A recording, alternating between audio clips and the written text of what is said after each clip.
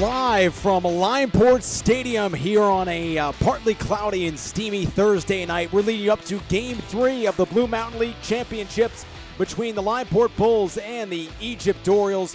I am Jack Heym alongside Tony Sibilla. Keith Groller will be joining us later on in the broadcast, getting you set again for Game 3 under the lights here at Limeport Stadium for our 7:30 first pitch here with the pregame show on Penn Sports Radio. And Tony, it was a get-right Game 2 for the roadside tonight in the Egypt Orioles as they took it by a final of 6-3 in that Game 2. They had to come from behind in that game to do so. Jack Rothenhauser hit a 2-run home run in the first inning. He made a hard contact on several occasions in that Game 2, but only got rewarded one time with that 2-run home run. But they battled back from there to the Orioles. 2 in the home half of the first in that inning, took the lead in the middle stages and didn't look back. Evan McAndrew pitched a complete game, 3-run outing for him in that ball game for McAndrew, but nonetheless good enough to get a win and get the Orioles tied up at 1 apiece in this series, guaranteeing it to go 4 games like it did a year ago between these two teams. Look ahead at tonight, though, something I want to take a look at here first. The pitching matchup going to be Joe DiPerno more than likely going for the Limeport Bulls. On the flip side, it'll be Joel Bartoni going for the Orioles. Sticking with the road side here early on, Bartoni, we saw him in that Game 4 just about a week ago there or so in that Game 4, the semifinal round against the Northern Yankees, where he pitched quite well in that ball game, lowering his postseason ERA to a 3.77. Well, what is the plan of attack for Bartoni against this Bulls lineup, who's looking to get back in the win column on their home turf this evening? Well, you know, after that first inning against the Orioles in game number 2, their offense was prepared. I mean, they were ready to go. It was a team that, was not concerned about who was pitching. And, with Evan McAndrew up there, they tagged him for 2 in the first inning. And McAndrew settled down and was able to stop them. But the Bulls have an offense that can explode any inning. And it depends on what they're able to do to DiPerno to start the game. He had a little trouble on this mound the last time he pitched. And CJ said, I have to make sure this mound is good for Joe. Otherwise, he might yell at me this time. But even with that issue last time, DiPerno settled down quickly, got out of the inning. And he's, both of these teams have good pitchers, 1, 2, and 3. And you're going to see those number 3 pitchers tonight. And, Bartoni on the other side is another guy who is a very crafty veteran who's very much able to make pitches when he needs to. DiPerno has to be the same way. He has to be able to be a little patient with the Orioles squad and not necessarily give them something to hit right off the bat. The O's do have a tendency to maybe hit, go after balls early in the count, and they kind of did that in game number 1 here. So we'll see if they can get them to jump a little bit again here at Limeport Stadium. But patience for the Orioles against DiPerno will, be their best, the best way to go about it, and make them throw a lot of pitches and, just sit on a certain pitch, and we'll see if they're able to do that tonight. They were able to do it against Cooper Michael for game number 2. Looking back to that game when you mentioned they were getting aggressive early in the count, where the Orioles also felt like the pitcher was forcing that. Adam Maini loves to fill the strike zone early in the count. Makes you feel like you almost have to swing early, and especially when you're in a hole like the Orioles were in Game 1. They look to avoid falling into an early deficit here tonight in Game 3 at Limeport Stadium. You mentioned DiPerno, something that has plagued him a little bit here in the 2025 campaign has been the free passes. He allowed 10 walks in the regular season over the course of 21 2/3 innings, so we'll see if he can have that command tonight, get ahead early against this stout Orioles lineup. Dangerous from top to bottom, and you could say the same for both of these sides. Going back to Bartoni, though, we know he likes to throw a lot of first-pitch fastballs, but this Bulls team, they're patient. They like to draw out a lot of long at-bats here. Do you think that is going to switch here tonight with their approach, try to get on Bartoni early, or continue what they've been doing through and through, work the pitch count, work these at-bats? Because Bartoni last time out, relatively easy outing there with that large lead, only through 82 pitches in that semifinal game against the Northern Yankees. Well, it's a different ball game here in this stadium, Jack. Each team has a chance. They have the ability to be patient because, the outfield has to be pretty spread out, and they have to cover a lot of ground in this park. So you can just, loft one into the shallow outfield in any part of the park and get yourself a hit, and it's not going to be that hard to do. So you can be patient. You don't have to go after pitches. You don't have to crush it over someone's head or hit it hard down the line. So I think both teams need to be patient at the plate. And, the team that's able to do that and wait out these pitchers today will be the ones who have a better shot to, maybe make this a winnable game for them and offensively be very successful tonight. For the Orioles, it looks like they're going to deploy the same 9 that they did back in Game 2. As we saw, the Limeport Bulls just taking some defensive warm-ups on the infield from who was out there. Looks like it's going to be the same defensive alignment that they rolled out there for the first couple of games of the series. Orioles just taking the field now to get themselves warmed up here ahead of our 7:30 first pitch here tonight from Limeport Stadium. We already gave you the pitching matchup with Joe Bartoni going against Joe DiPerno. Tony, we saw it at the end of Game 2, and we'll hear more than likely some of it talked about between the two managers here in the pregame show coming up a little bit later on.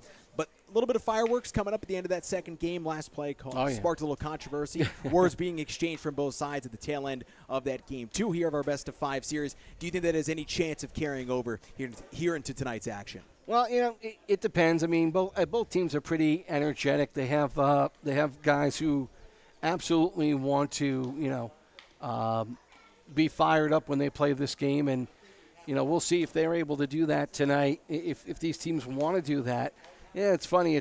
Talk to CJ about that final play, and he even was trying to right away, slow things down. He was trying to cool everyone off because he understood what happened, and he was just trying to maybe make sure that nothing broke out.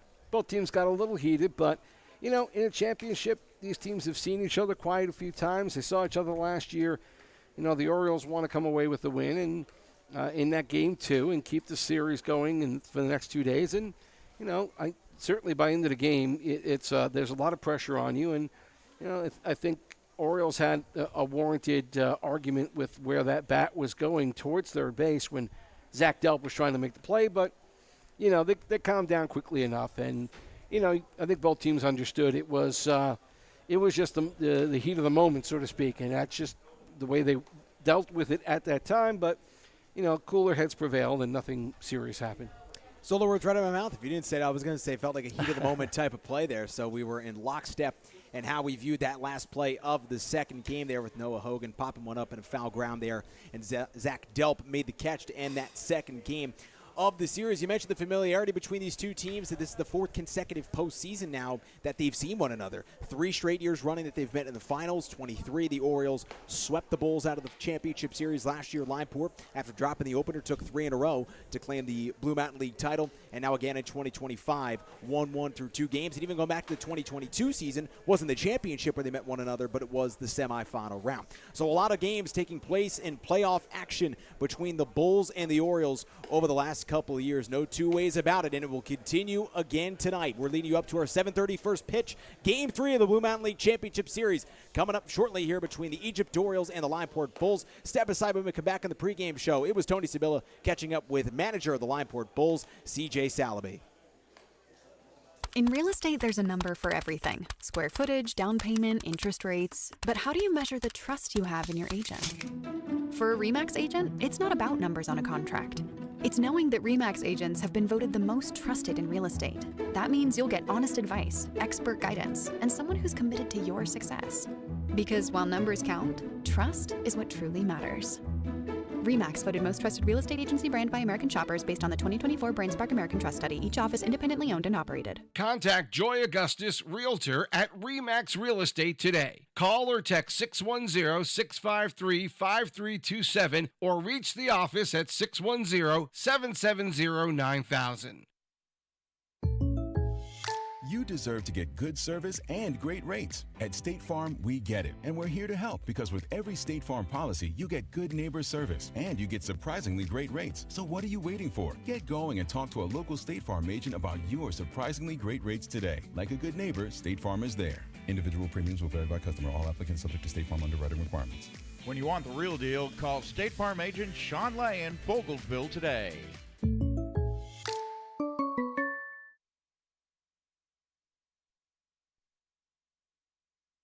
Back on the pregame show, Tony Sibilla with the head coach of the Limeport Bulls, CJ Salaby, and game number 2 saw your team get out to a 2-0 lead in that one. Game was tied up at 2 after 1, and I'm not sure anyone expected that in the first inning for the two pitchers, Cooper Michael on your side and McAndrew over for the Orioles.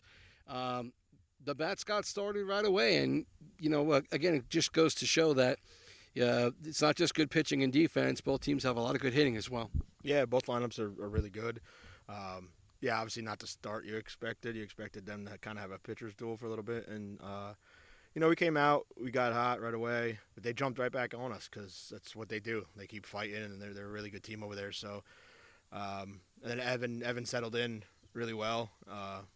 Coop didn't have his best stuff, but he battled, got through 5. But Evan kind of had our number. After the first inning, he figured stuff out and settled in, and we could never do. We left a couple guys on, but we could never get that big hit. So that's pretty much it. Both teams in that ballpark have a good opportunity at Simmons to get some hits. It's a much easier park to hit in than here at Limeport tonight. Do you feel like that gives your guys an advantage when you're playing at home, just because they know what they need to do in this ballpark? And I think a lot of teams maybe get a little intimidated by the size. Yeah, I mean, we have played here for years, and we know the dimensions here, so we kind of play our game better. I think here. I think other fields, obviously, they're a little smaller, so plays smaller, and with their lineup and how much power they have, their field plays well for them. But for us, it's just a matter of trying to take advantage of what we can do, and with the big field is we play our game. We play the small ball. We do that little stuff. So we just got to continue to do that moving forward. Seemed like the Orioles also were able to find spots in game number 2 to put the ball, even with your solid defense out there. And I think in game 1 it was kind of the other way around. The Orioles looked like they may have adjusted a little bit, and they got their offense going a little bit more. How do you combat that? Yeah, I mean, like I said, they're a really good team, 1 through 9, and they don't have an easy out in the lineup. So we just have to stick to our game plan. We have to, stick to the way we've been pitching them, and have our defense, keep playing the way it's been playing, and honestly, hope the offense comes alive at some point with it. We just got to keep putting the ball in play for us offensively. On the other side of it, you hope to get what you get out of Joey. He's been really good all year. He's been good for the 3 years he's been with us. So we hope that he brings his stuff today, and we just got to back him up on the mound. And today you're going to go with Joe DiPerno here in Game 3. Stick with your rotation for the most part.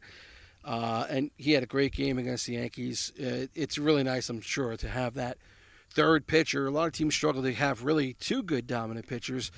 And DiPerno looked just as good as Maini and Michael in that Yankees series. Talk a little bit about what you expect out of him today. I expect Joe to be Joey. He comes out here, like you said, he's been really good for us for how long, and you know what you're going to get out of him. He's going to give you a good showing, good quality innings. He just has to stay within the zone. He controls his zone. He's got really good stuff.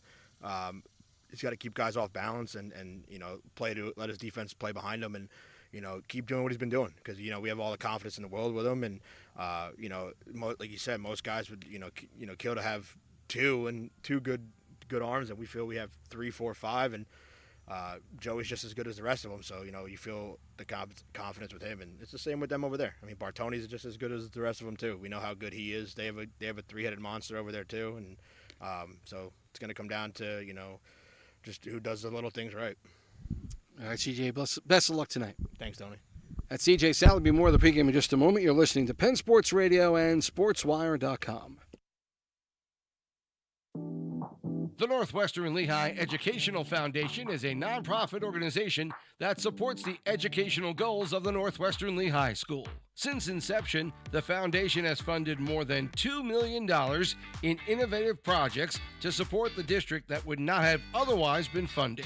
You can help by becoming a sponsor. Learn more about making a tax-deductible donation or participating in the Pennsylvania EITC program at www.nwlef.org/sponsor.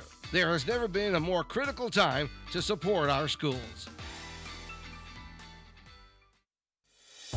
At Play It Again Sports in Allentown, you can shop and save with prices up to 70% less than retail. Whether you're starting a new sport or upgrading your current equipment, they've got the best deals on top brands. Plus, don't let your unused sports gear collect dust. Sell it for cash on the spot. Play It Again Sports gives great equipment a second chance. So head to Play It Again Sports in Allentown today, where your passion for play meets your budget. Play It Again Sports is located in Allentown on Catasauqua Road next to Aldi.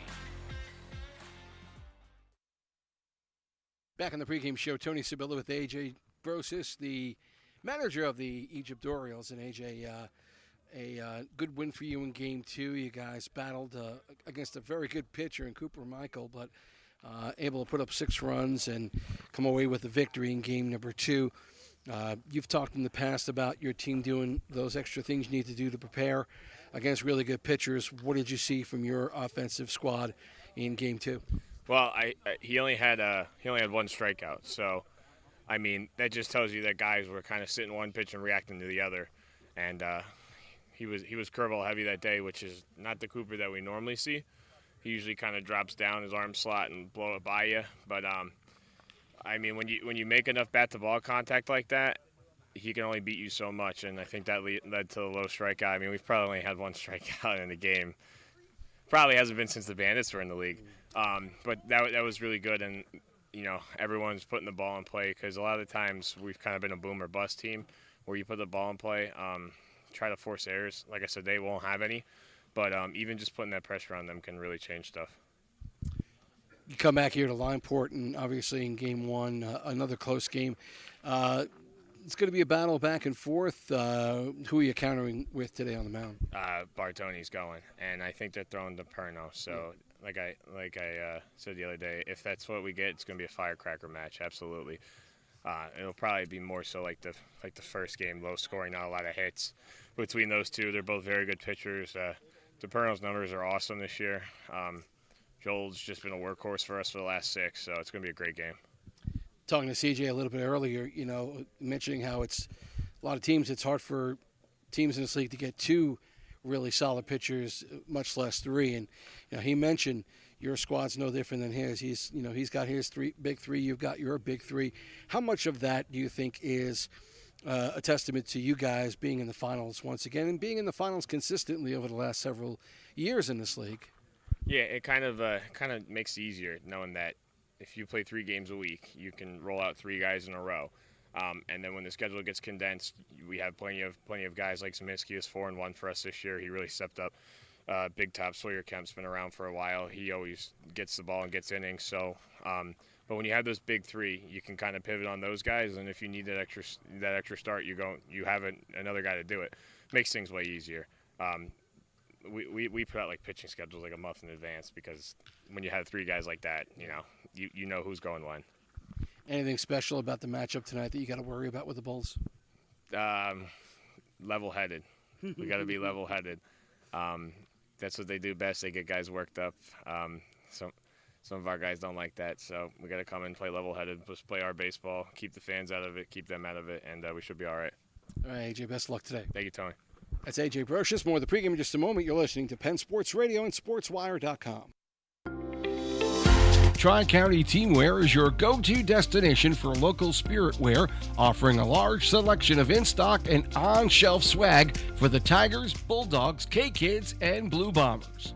Tri-County Teamwear offers bulk, wholesale screen printing, embroidery, and custom online team stores. Services are done locally in-house, providing fast, friendly, quality service and on-time delivery. Where local team pride meets quality and service, it's Tri-County Teamwear.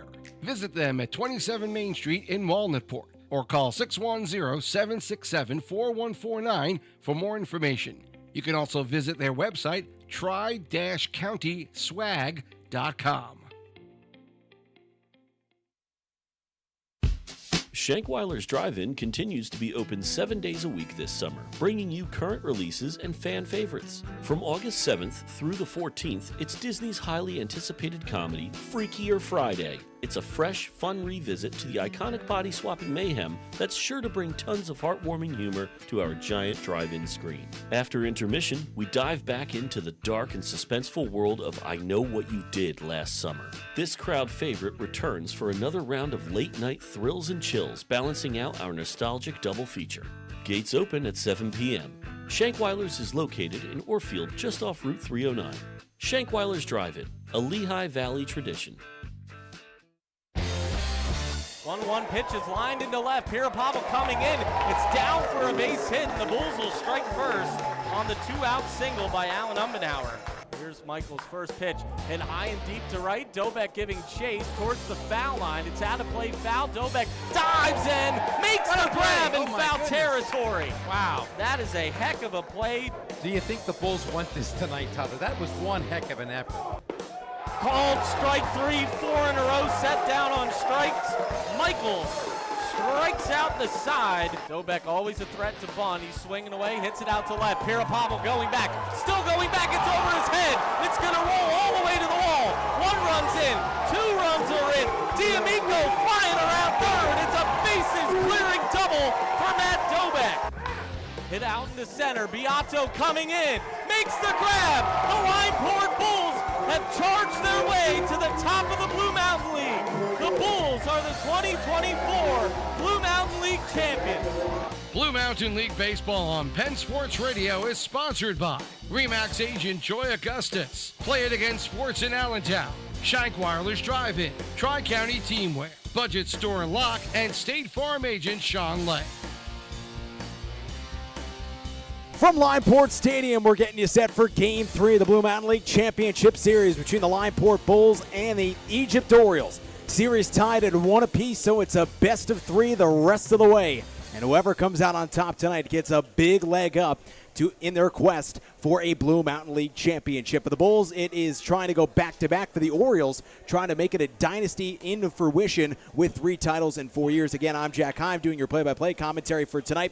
Joining alongside me is Keith Groller and Tony Sibilla here for this evening's action. Gentlemen, it is a steamy, cloudy night out at Limeport Stadium. Here it is an 83-degree temperature as we approach first pitch with a real feel of 88 degrees. So another hot one here tonight in mid-August in the middle game of a best-of-5 series for the Blue Mountain League Championship. Tony and I were talking earlier in the pregame show about the pitching matchup tonight. Keith, want to get your thoughts here as it's Joe DiPerno going for the home side here in the Limeport Bulls, a veteran of this league. What are you expecting for him on the mound in Game 3? I think both of these guys are going to crank up great ball games tonight.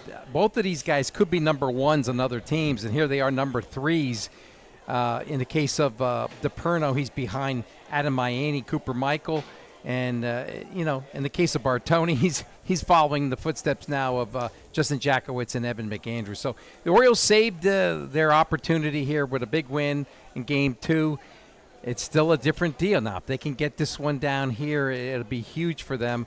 Obviously, they always say the series doesn't really start until somebody wins on the other's home field. Well, I'm not sure anybody's going to lose in their home field in this series, Jack. I got to be honest with you.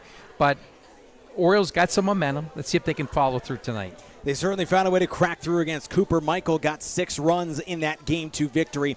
All 6 of them going against Michael's line score, even with Jared Schaefer coming in relief. He relieved him with the bases loaded, allowed one of the inherited runners to score, albeit did a nice job to limit the damage there in his inning out of the Bulls' bullpen.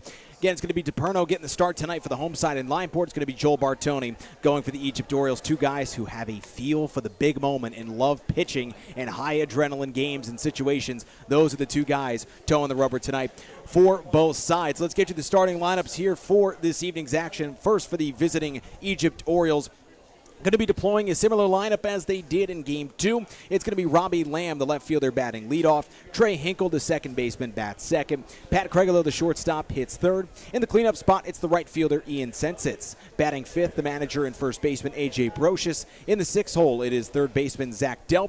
Batting seventh in DHing tonight is Steve Solkoski. Dominic Bayo, the center fielder, bats eighth. And Jeff Charles, the catcher, hits ninth for the Orioles, with Joel Bartoni, the starting pitcher for tonight's ballgame. Both managers meeting at home plate with our umpiring crew for tonight's ballgame, being A.J. Brocious and C.J. Salaby. Speaking of Salaby, and the Bulls give you their starting 9 here for tonight. It's going to be the shortstop, number 1, Braden D'Amico, batting leadoff. Noah Hogan moves back to right field like he did in Game 1 and batting second. Jack Rothenhauser, the third baseman, 6 in the 3-hole. At cleanup, it's the first baseman, Georgie Montez. Number 5 in the order, getting a bump up, is the second baseman, Zach Smith.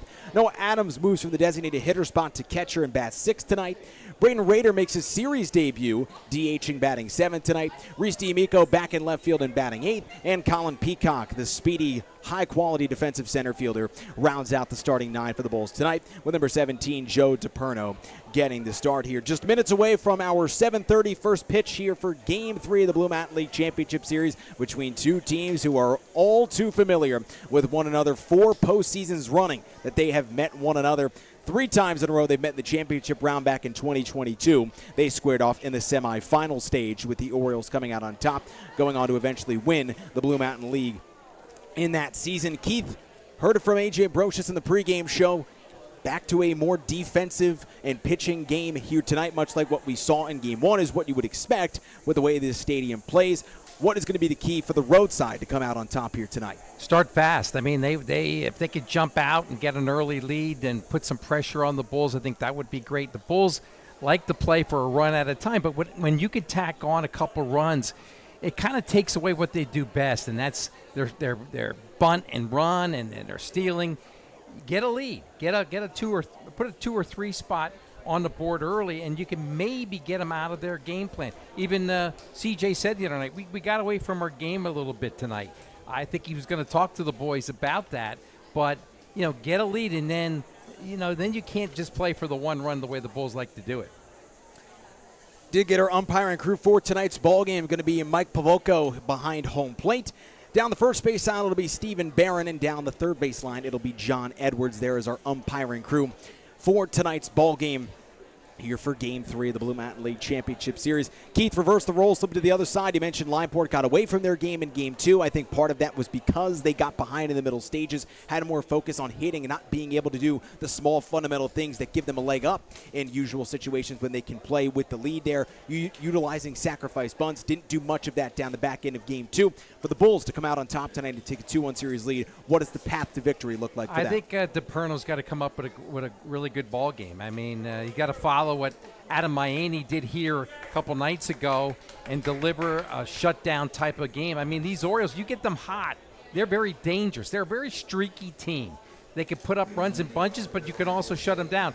DiPerno's task is to put a 0 on the board and give his team a chance to get the lead here early, and then put some pressure on the Bulls, because the Bulls have still got to win a game here. They haven't done it yet. The Bulls have taken the field with the lanky left-hander Joe DiPerno taking the mound for the Limeport Bulls. Giving the defensive alignment behind him, it is the catcher, Noah Adams. They are making the battery pairing. Georgie Montes, the first baseman. Zach Smith at second. Braden D'Amico at short. Jack Rothenhauser over at the hot corner at third. In left field, it's Reese D'Amico. In center field, it's Colin Peacock. And out in right field, it is Noah Hogan. That's how the home side of the Limeport Bulls align for Game 3 of the Blue Mountain League Championship Series. So the same defensive alignment that they poured out in Game 1. The only difference, Noah Adams behind the plate instead of Alan Umbenhauer, who we've seen back there for the first 2 games of this series. So DiPerno, we see he throws from a similar arm slot as Michael does. There with that more so 3/4 arm slot there from the right side from DiPerno. Interesting to see how that is going to be for the Orioles, getting a look at a similar guy like that in Game 2 with Michael. See if the Orioles can find a way to get off to a fast start here tonight as DiPerno's taking his warm-up pitches. We'll step aside when we come back. First pitch for Game 3 of the Blue Mountain League Championship Series between the Egypt Orioles and the Limeport Bulls on Penn Sports Radio and SportsWire.com. Nutropoli Bank is a bank that you can trust because Nutropoli Bank treats each and every customer as an individual, encouraging them to dream big and reach for their goals. Since 1910, Nutropoli Bank has ensured the financial well-being of all their customers. When you're ready to take that first step, they'll be right by your side. For your convenience, Nutropoli Bank has 3 locations in the Lehigh Valley, Nutropoli, Orfield, and Emmaus. For more information, go to NutropoliBank.net. That's NutropoliBank.net.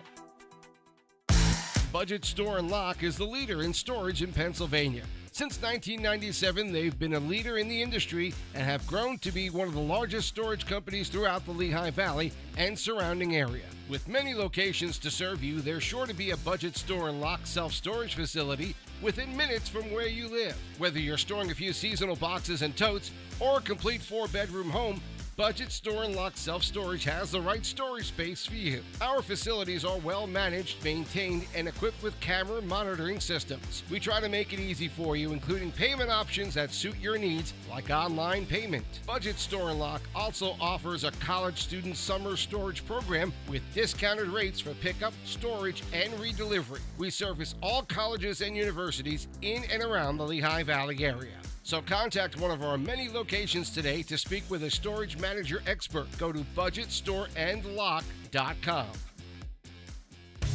Are you tired of a dull, dirty ride? Bring your car to Kronberger's Auto Spa. Our expert team will get your vehicle back to the showroom shine. From thorough interior detailing to exterior washes, we'll make your car look and feel like new.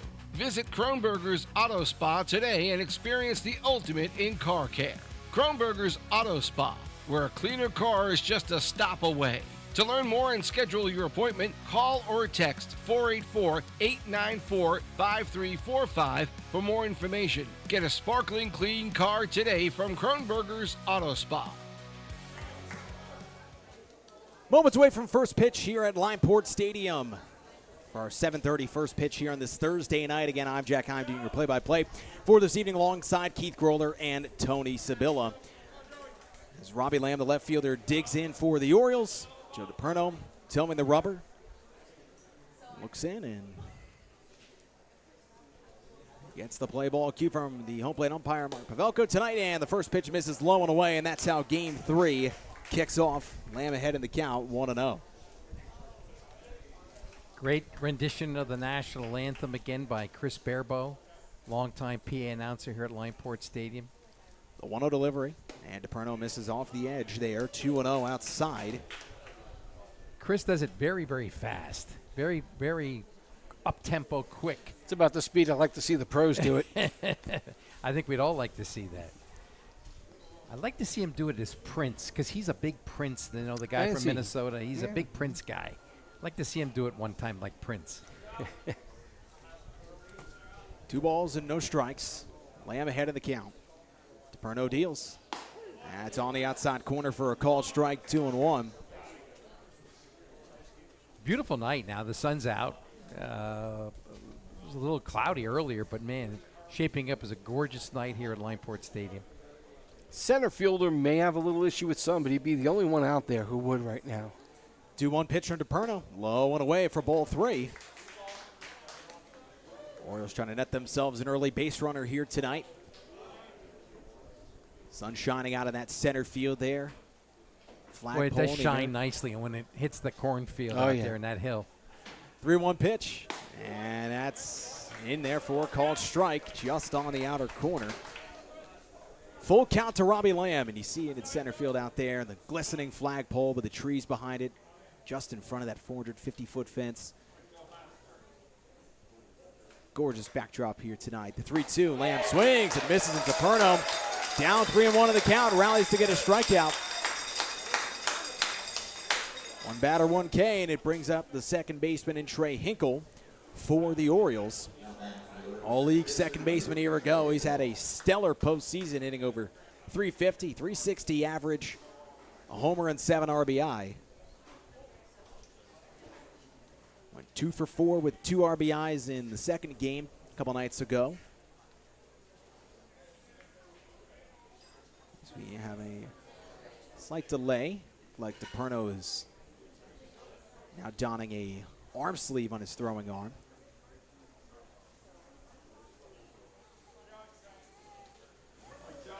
DiPerno sets at the chest. First pitch to Hinkle, and that's going to catch the inside corner for a called strike. Love a home plate umpire who makes a definitive call. Doesn't give you the hesitation. Clear, decisive, confident game caller. That's Mike Pavelko, right? It is Mike Pavelko. He's a behind the plate. past BML umpire of the year, veteran in this league. Good job all the time. 0-1, and that one's fouled back to the backstop quickly. 0-2 to Hinkle. Well, we see a lot of that during the year, don't we, Keith? Some of the softball and baseball umpires, you think you see a ball, and then 3 seconds later they're giving you the strike call. I think Pavelko will be consistent. Yeah. And already I could see he's given the corners tonight. DiPerno quickly ahead of the count, no balls and 2 strikes. With 1 out and nobody on in the top half of the first. DePerno's delivery. And Hinkle rips it on the ground past the sliding Montez and into right for a base hit. So a 1-out single for Hinkle, and it brings up the shortstop, Pat Cregolo. Albeit a newcomer, has been one of the most central parts of this Orioles lineup in this postseason run. Coming over from the Northampton Giants after a long, lengthy 9-year stint with that team. Went 1 for 4 with a pair of RBIs back on Tuesday. Not the first time Cregolo's seen the Bulls in the finals, be it different roster. Appeared in the 2019 finals against Limeport with the Giants. First pitch, and Cregolo takes it on the outside corner for a strike. And like you mentioned, Keith, seems like Pavelko very generous with the corners tonight. So the hitters have to adapt. And as long as that pitch is called the same way in the 7th inning as it did in the first, they really should have no complaints. No balls and a strike. And Cregolo comes up empty on the 0-1 swing, now 0-2. Seeing a lot of good pitching in this series. I mean, these rosters are 3, 4, maybe even 5 deep, but it still takes a little time, and I'm sure DePerno feeling it a little bit of those jitters. They know the importance of this game, so it's important for him to get through this top half of the first inning unscathed. Quickly had 0-2, just like he was on Hinkle, but Hinkle got on board with a single to pitch. And Cregolo lifts it in the air, right field side. Long run, Hogan going into foul ground. He is going to just be short of that one. It's just so much vast foul ground in that right field side. The batting cage is over there. Even with Hogan's top end speed, there's just no chance you're going to catch that one with how far out into foul territory it went. Still no balls and 2 strikes to Cregolo.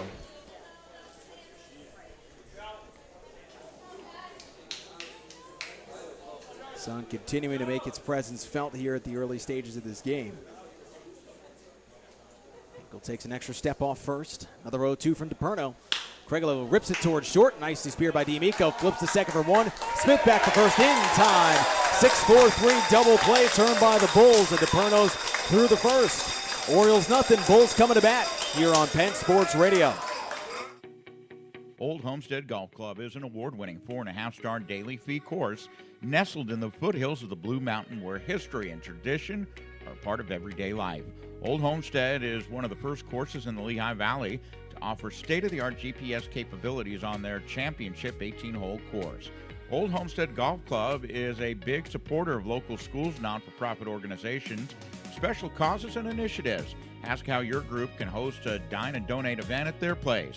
Old Homestead Golf Club will donate 15% of all cafe sales generated by your dine and donate event attendees, excluding tax and gratuity, to your organization. All you have to do is schedule a date that will bring the most attendees into Old Homestead Golf Club. The more people, the more dollars for your organization. For more information about golfing or a dine and donate event, go to oldhomesteadgolfclub.com.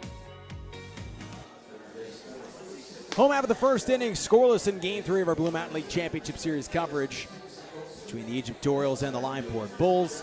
It was Joe DePerno rolling a 2-ball, a 6-4-3 double play to get him out of that first inning there.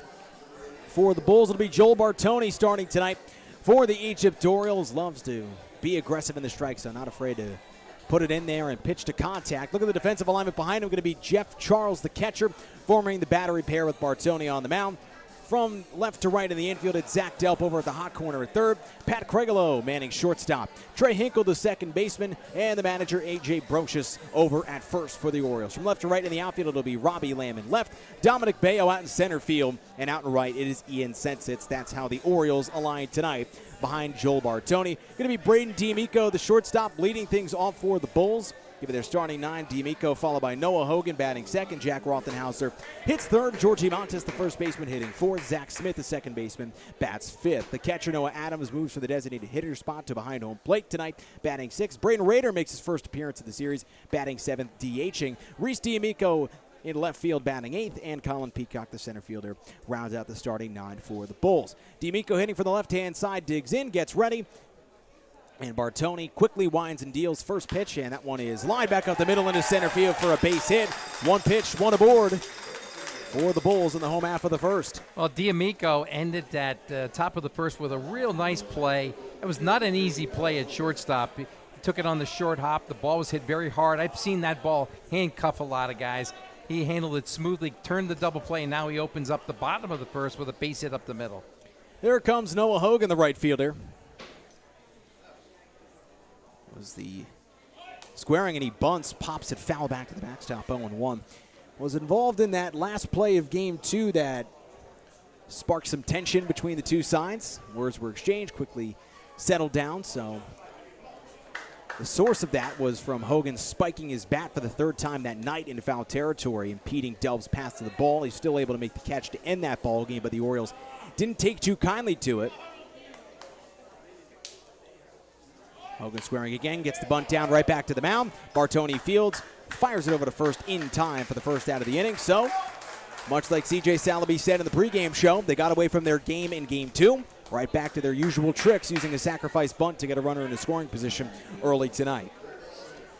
You know what's amazing about that is that when you play small ball like that, you're playing well fundamentally, but you're also telling your pitcher, hey, we have confidence in you. We only need a couple of runs. We're counting on you to hold it. That's right. Rothenhauser digs in, had a monstrous 2-run home run in game 1. Takes the first pitch on the outside corner for a strike. 0-1. Rothenhauser's had a fantastic postseason. .437 average, a homer, 7 RBIs in 5 games. The third baseman hitting right in the heart of the order. The 0-1 takes a big rip and a miss at a slider, 0-2.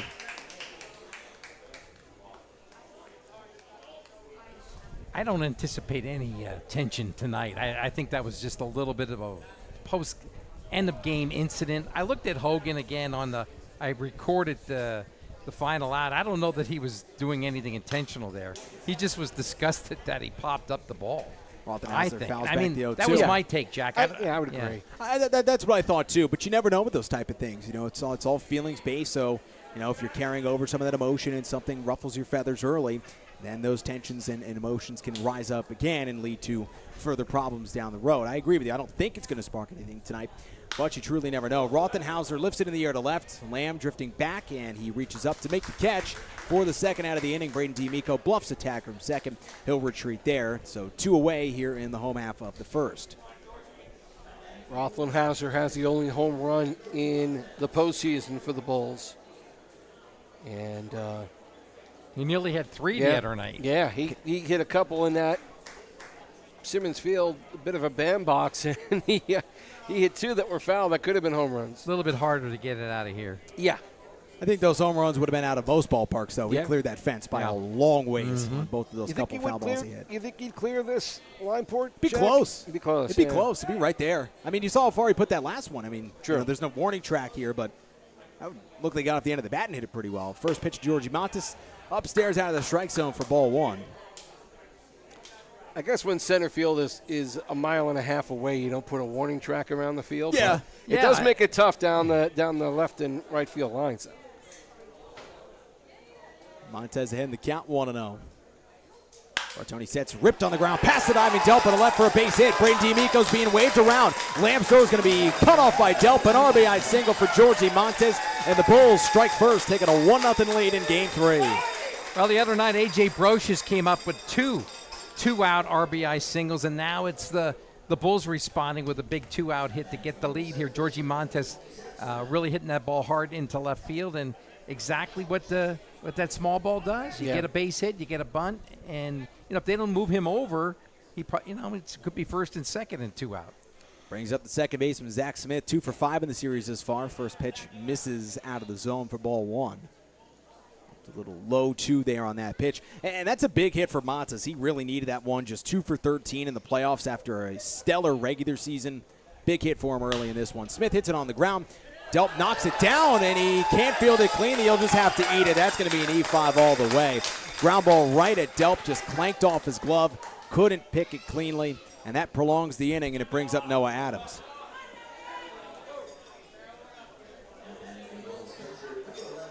See if that miscue comes back to hurt the Orioles early in this game. And it's imperative at this field specifically against the Bulls. You got to play a clean defensive ball game.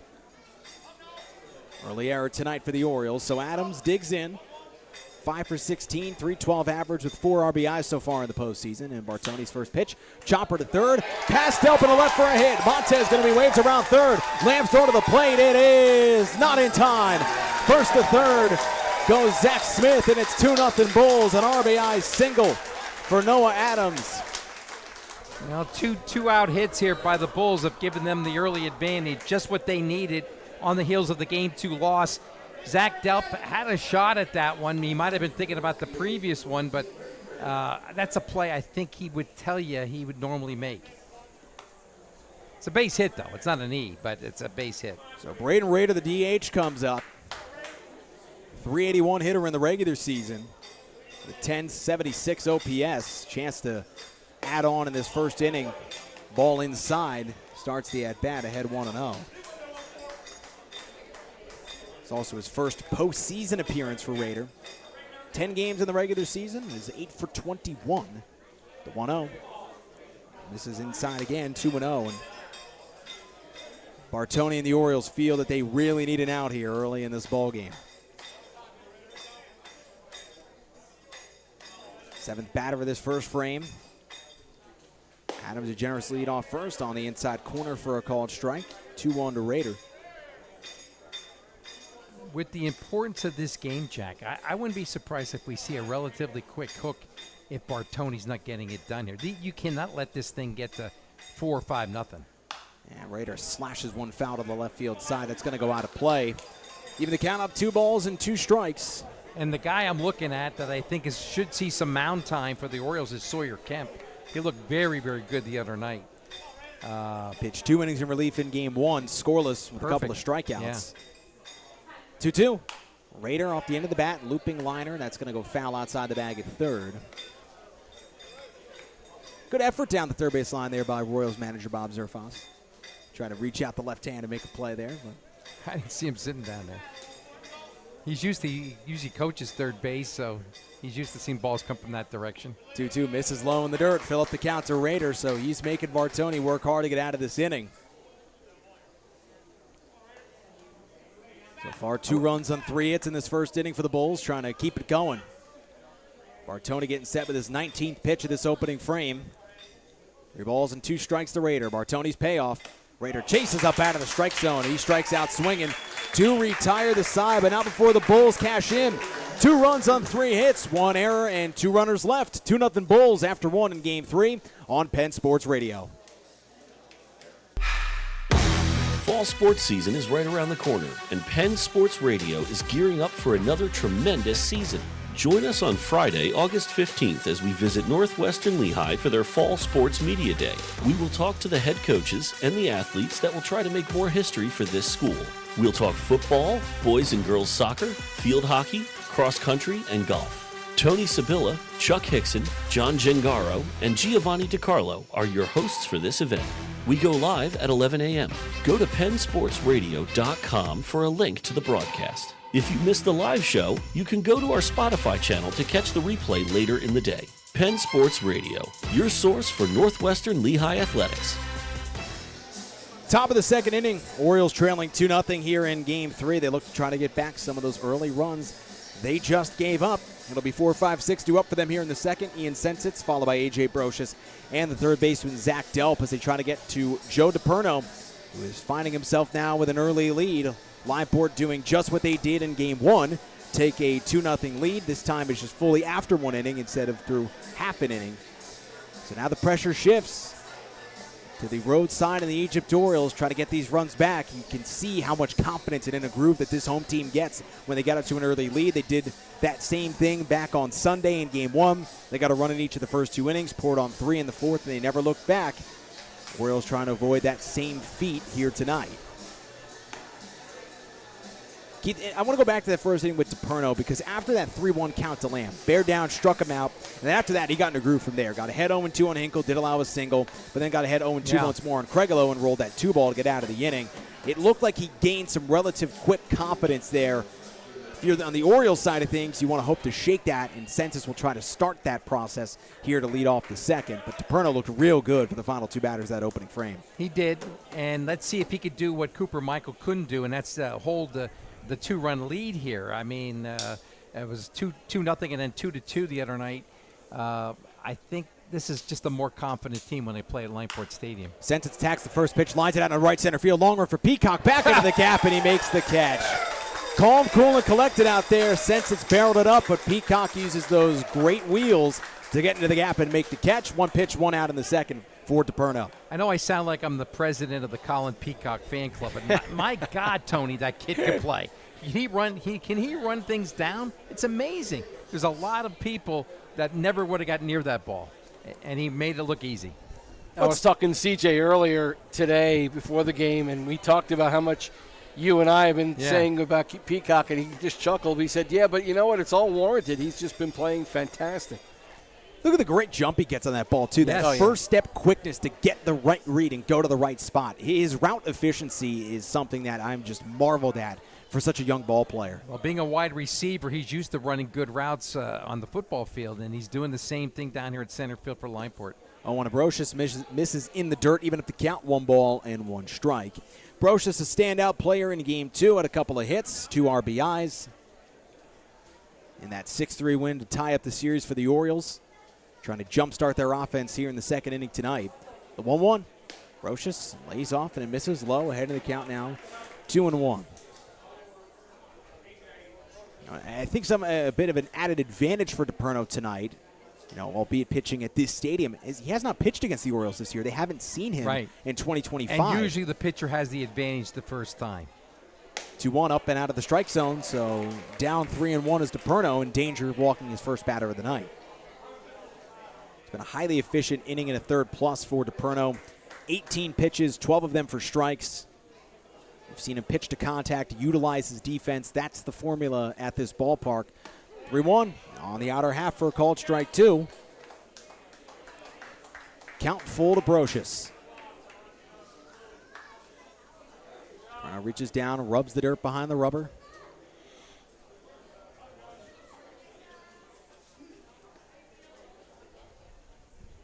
Fixing his uniform, steps on the rubber, gets the sign. Sets at the chest. 3-2 pitch. Inside for ball 4, and the Orioles, for the second inning in a row, have a 1-out base runner. This time it's on a A.J. Brocious walk, and it brings up the third baseman in Zach Delp. Good patience by Brocious that time. He mentioned in the pregame they got to be level-headed. Yeah. Starting that process, a very level-headed at-bat by Brocious. Brings up the tying run early on in this ballgame, and Delp a couple of balls hit his way in the first. Had one at the bat of Zach Smith that just ate him up. Takes the first pitch fastball from DePerno for a strike. The one knock on DePerno, despite his fantastic regular season, a sub-1 ERA, was the walks. Did have 10 of them issued in 21 2/3 innings. One already tonight in the first inning plus. So see if that becomes a theme for DePerno. The 0-1. Delp bounces it towards third. Easy hop for Rothenhauser. Goes to second for 1. Smith over to first. In time, around the horn they go for a 5-4-3 double play. Second straight inning. DePerno's rolled the 2-ball with 1 on and 1 out. No runs, no hits, no errors, no runners left. 2-0 Bulls through 1.5 on Penn Sports Radio and SportsWire.com. SportsWire isn't just a sports media platform, it's a dynamic community hub that connects local businesses with passionate sports fans, families, and student athletes. By becoming a SportsWire sponsor, you get unmatched visibility, reaching thousands of engaged visitors across our website and social media channels. Your sponsorship also directly supports student athletes, fostering a culture of sportsmanship, leadership, and growth. SportsWire is a growing team of dedicated professionals who are present at the games, capturing the moments that matter most. We understand that every business is unique. That's why we offer flexible sponsorship packages. Contact us today. Email us at media@sportswire.com or call us at 570-575-3803. SportsWire, where businesses thrive and communities unite. Home half of the second inning at Limeport Stadium here in Game 3 of the Blue Mountain League Championship Series. The Bulls have a 2-0 edge. Joe Bartoni going back to work for the Egypt Orioles. And the way these first 2 innings have gone at the plate for the Orioles, imperative, it feels, that Bartoni can get through this second inning unscathed, Keith. Absolutely, and the best friend of a pitcher is to get those double plays, and DePerno's been fortunate to get 2 of them. That was much easier than the first one. Handled nicely by Rothenhauser, and that can lead to some frustration on the part of the Orioles. They have opportunities, but hitting themselves out of the innings. D'Amico takes the first pitch curve. That's going to miss for ball 1. Reese D'Amico will be followed by Colin Peacock, and back to the top of the order when his brother Braden D'Amico. Here in the home half of the second, the 1-0. And that's in for a called strike, 1-1. I will say, Jack, I felt like coming in, the Bulls would have a slight edge defensively, and that's certainly playing out so far tonight, but they have a little bit more youth and a little bit more speed. Chop back up the middle. Great bare hand play by Bartoni. Fires it to first in time for the out. That's why he practiced those PFPs. A great bare hand play back at the mound from Bartoni for the first out of the inning. Thankfully, it wasn't a hard hit ball because you don't want to see your pitcher bare-handing a play, but thankfully it was a high kick in the air. Impressive play to just reach out and snatch it, though, with how high of a hop that took. One away for Colin Peacock. Had a 2-run triple back in game 1. Takes the first pitch fastball on the outer half for a strike, 0-1. Pitchers are athletes, too. And sometimes I get, the pitchers will not catch a pop-up in the infield. They can do it. And this is low in the dirt, even the count at 1-1 strike. I don't know if you guys can still see the game. Nate Kester just showed up and sat in front of us, and Nate's a big guy He from sure the is. Creekers. I thought maybe this was somebody coming in from one of the high school football teams or college football teams. College, more like maybe, it. with that beard, yeah. Swing and a miss by Peacock. Count now 1-2 strikes. He's had a great postseason, both in the field and at the plate. 4 for 9 with a 1333 OPS. The 1-2 in there. Strike 3 called. Gets punched out for Mike Pavoco. And there are 2 away here in the second. Second strikeout of the night for Bartoni. So back to the top of the order with 2 out, nobody on for Braden D'Amico. And much like we were saying to come out of the break to start the inning, Bartoni appears crucial to trying to get through this inning with no more damage, and he's gotten the first 2 batters out in order. Efficient for both these guys as well. First pitch for ball 1 there to Braden D'Amico. Just 22 for DePerno through the first 2 innings, through an inning and 2/3 plus for Bartoni at 27 pitches with 19 strikes. The 1-0. D'Amico takes it in there at the knees for a called strike.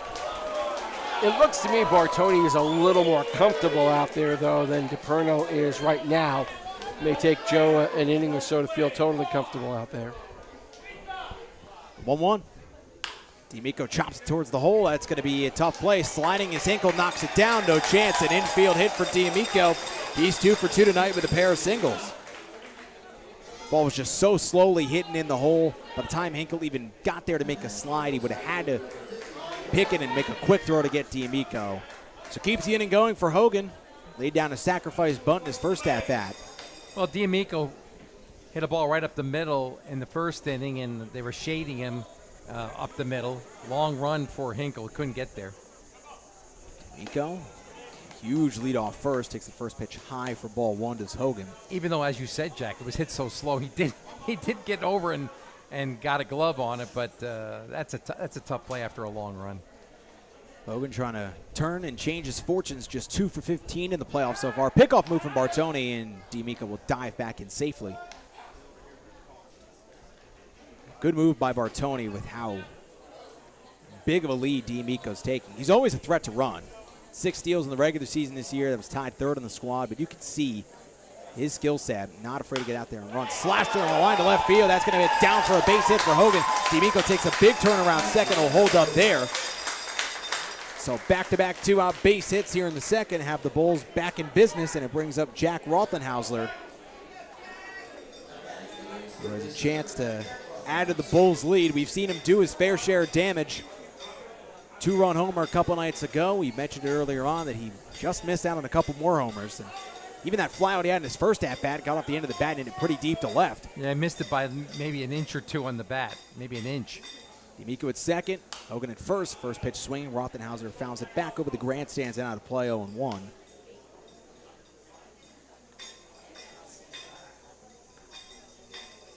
Having the same feel that it felt in game 1 here early tonight, that everything the Orioles are getting is having to come very hard worked.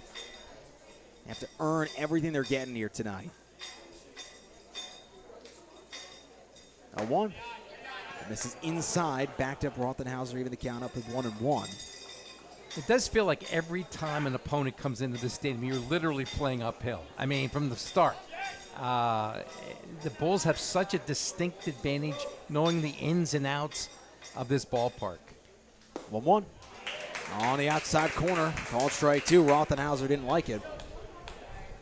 I go back to last year. I mean, the Bulls were down 1-0 in the series, came back here for game 2. They were being shut out 1-0, and a couple balls got lost in the lights, and that changed the whole series.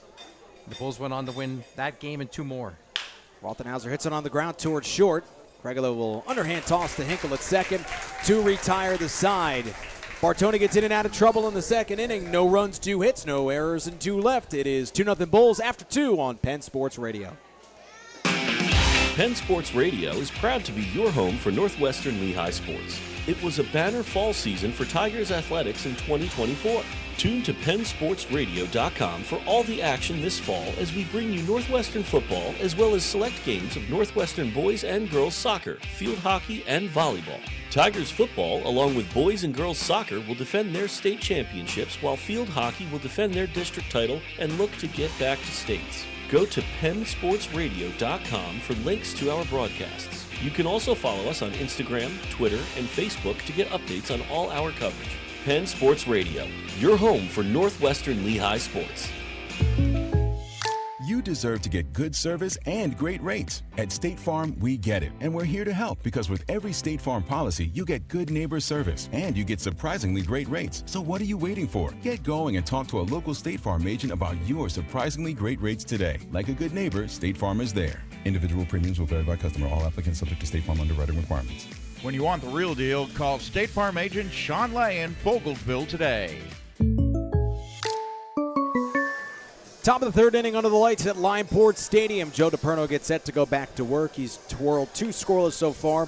1 hit, 1 walk, and 1 strikeout on just 22 pitches. A couple of double play balls have helped get him through the first couple of frames. Got one around the horn last inning, going 5-4-3.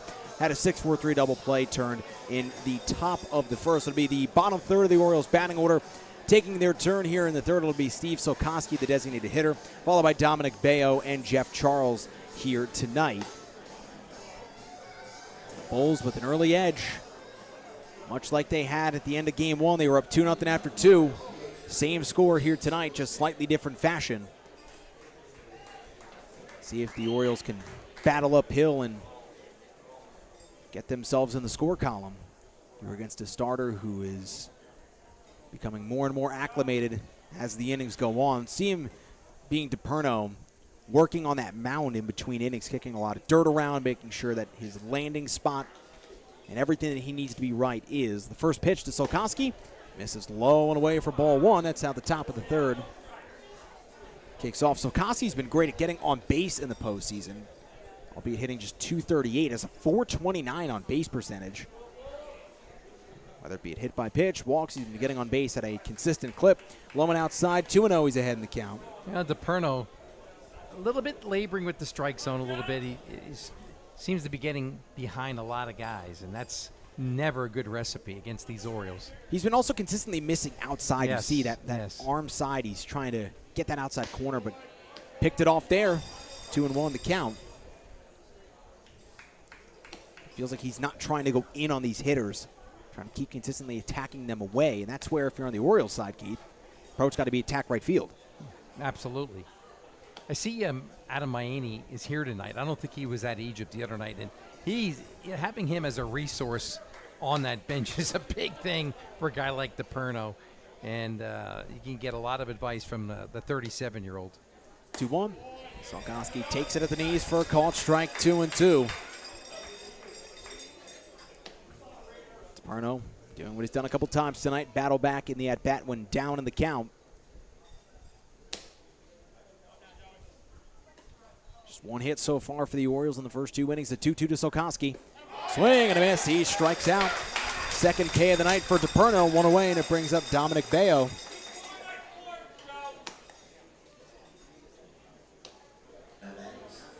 Bayo broke the 3-3 tie in Game 2, launching a 2-run home run over the left center field fence at Simmons Field on Tuesday night. Made it 5-3 Orioles. They'd add one on from there and go on to victory.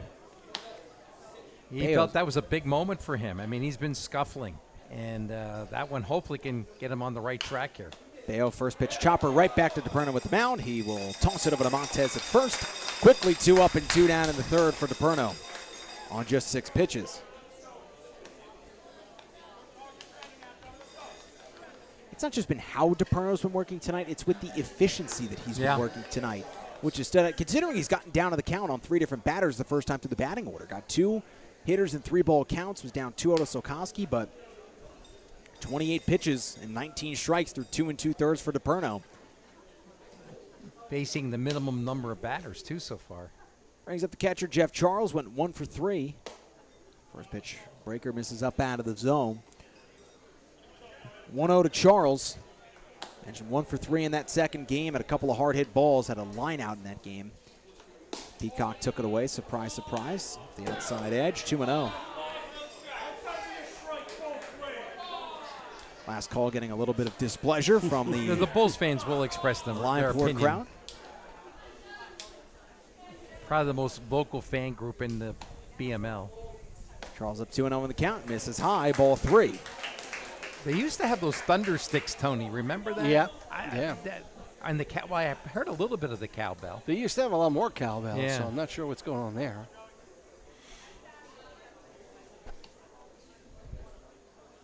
Charles ahead in the count, 3 balls and no strikes. DePerno winds and deals, and that misses inside for ball 4. So Charles draws a 4-pitch walk. Second free pass issued on the night by DePerno. So back to the top of the order, and Robbie Lamb. Obviously not something DePerno wanted to do to walk the number 9 hitter. I know Jeff Charles is a veteran and a good hitter, but 2 out, nobody on base, not the thing you want to do, and give Lamb a chance at maybe even possibly tying this game at 1 swing of the bat. Courtesy runner coming in will be number 7 and Ben Pierre-Pavel. There to run the bases for Charles. So Lamb struck out swinging his first time up, pickoff move, and Pierre-Pavel dives in safely. DePerno keeping him close. And Ben played in 24 games, and not sure why we don't see him out there more often. I thought he was a regular starter in the outfield. Lamb takes a swing and a miss. 0-1 on the first pitch of the at-bat. Typically we see his brother Luke pinch run, but I'm not sure if Ben might have an issue, maybe an injury where he can't field. The 0-1. Lamb takes it down below the zone, even up the count at 1. Speaking of that, they had on for the Bulls, I was talking to CJ earlier, and Matt Dobek was trying to take some swings and warm up. If he felt good enough, he was going to play tonight, but not in the lineup. They thought they might DH him, but he apparently still not feeling quite up to it yet. 1-1 to Lamb. Nicely blocked back there for Noah Adams, prevents Pierre-Pavel from advancing. Dobek's an important player as well, and he's somebody who's been part of this Bulls team, but had some knee issues earlier in the year. Then a couple of games back, I think, in the last series, he wound up diving for a ball and dislocated his shoulder. So he's been trying to come back from that. Another pickoff move. Pierre-Pavel back in safely. Lamb ahead of the count. 2 balls, 1 strike. Representing the tying run here in the top of the third. Dobek and CJ both Whitehall guys. I think CJ was the coach when Dobek was playing over there and helped to recruit him over here. Pierre-Pavel off for second, misses high. Adams' throw down, not nearly in time, so Pierre-Pavel steals the base. Gives the Orioles a runner in scoring position with 2 out, and Lamb's head 3-1 in the count like he was his first time up. And we got maybe an injury here. DePerno looks like he's shaking out his throwing arm, Yeah, grabbing up near his shoulder. And Salaby coming out here to check on him. Not what you want to see at all if you're on the Bulls side of things. DePerno is trying to stretch out his throwing arm. Home plate umpire Mike Pavalko will go out there, chatting with him as well. If he has to leave here, I would expect to see Schaefer, who's pitched really well in relief at times for this Bulls team. We are getting some action going down on the Limeport side of things. So with an arm loosening up, just out of our point of view on who it is, as they continue to tend to DePerno there near the first base side there. He came off the mound there on that last pitch. You can see him grabbing that arm, and he's coming out of the game. Oh, it's a shame. I think Sorrentino might have been one of the first guys CJ expected to get out. Okay. So we'll see if he's the guy coming in, but that is not good It's a to big see blow for the DePerno go Bulls. down. Yep. Absolutely. Well, certainly wish the best for Joe DePerno there as he continues looking down and feeling that throwing arm there. So as we wait who emerges from the Limeport side of things as the new pitcher here for them this season. Making their way out to the mound as I try to grab Looks a like number 22, here. Jack Lloyd. Lloyd's another guy he expected to bring out of the lineup tonight. Covered him during the high school season, a young man. Jerry Lloyd, the former Northwestern Lehigh basketball. This is his son. That's his son, another Whitehall prospect. And Jack had a really good season. He made the morning call all-area team. Pitched some big ball games. He beat Parkland in the game I covered back in May. Jack arrived late tonight because he is still in high school and part of the golf team. So he couldn't quite get here early, but he's got here in time to pitch right now where they need him. How about that for a turnaround? Yeah, Go from playing high school golf to have to come on the mound in a championship series of the Blue Mountain League. How about that for Jack? Take a look at his regular season stat line. He appeared in 6 games, started 4, and went the distance in 2 of them, including 1 shutout. Had a 2-1 record in 26 2/3 innings, allowed 16 hits, 8 runs, 5 earned. That's good for a 1.31 ERA with a 1.35 whip there. Struck out 41 batters while walking 20. So the free passes are something that Jack will have to fine-tune a little bit in his repertoire, but nonetheless a great statistical season for the youngster in Lloyd. I know. Again, as he's taking his warm-up pitches here, getting ready to pitch in relief. I know high school ball is different, but he's used to pressure situations. Whitehall competed in the District 11 5A championship game. They couldn't hold on to the lead and lost the Bangor in the game I covered over at DeSales. But Jack had a really good season, has a great future. Fun fact, his uncles are Billy and Eddie McCaffrey. His mother is a McCaffrey. Okay.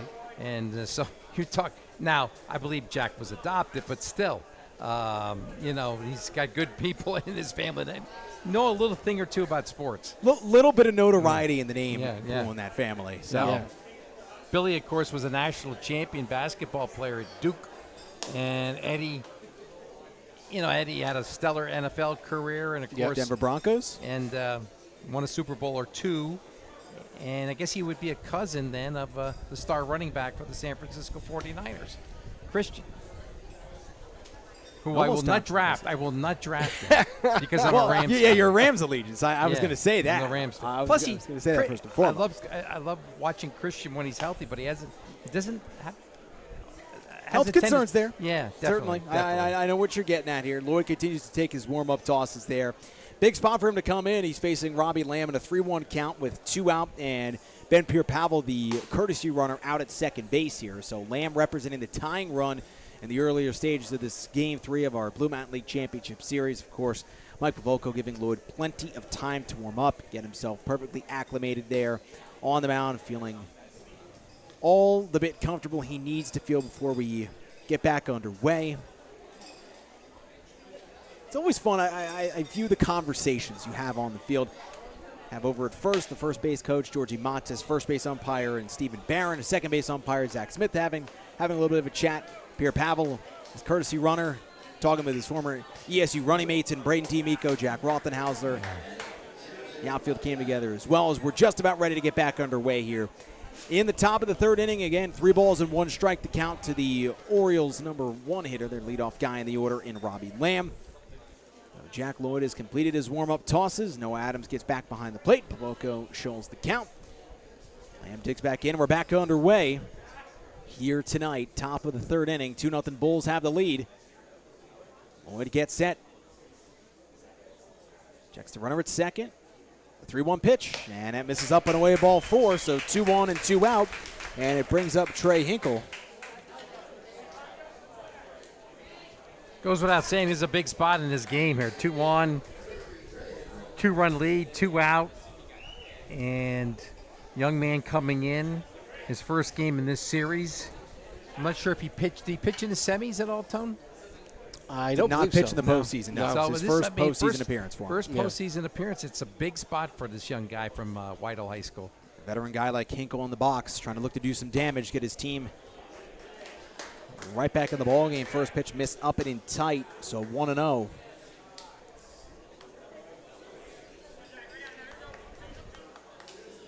If I'm on the Orioles side thing, I wait here till I get a strike. Oh, absolutely. Hinkle up in the count, 1-0, 2 on and 2 out. Lloyd long set, deals. Hinkle takes a big swing and a miss, 1-1. Gutsy pitch, giving him a heater up there to do some damage with, but put it by him.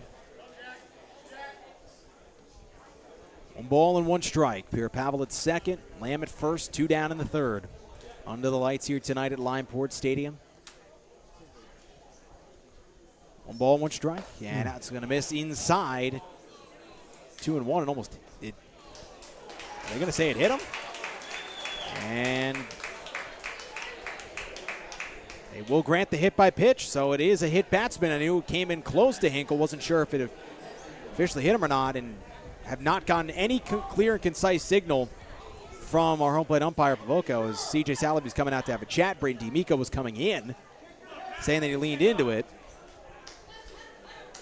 Nonetheless, the call on the field will stand, so it's a hit batsman to Hinkle. He gets aboard. 2 walks and a hit by pitch have loaded him up for the Orioles, and brings up Pat Cregolo.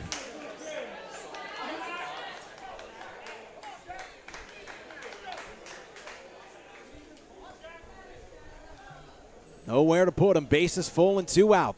Lloyd trying to strand him full in the third for the Bulls. First pitch to Cregolo. That misses up out of the strike zone, 1-0. I'm C.J. Salaby. My wheels are turning, and I might be getting somebody else ready to go here. This is such an important game, and I'm checking to see who's got a couple innings in them. You have to manage like it's an elimination game Yes. with how pivotal a 2-1 series lead can be.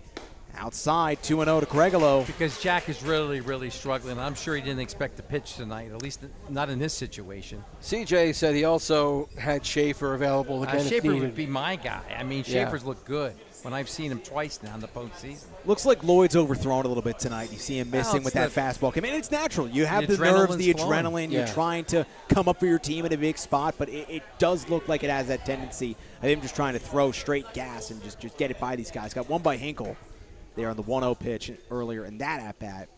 Trying to bear down to Cregolo, who's ahead 2-0. Pitch in there for a called strike 1.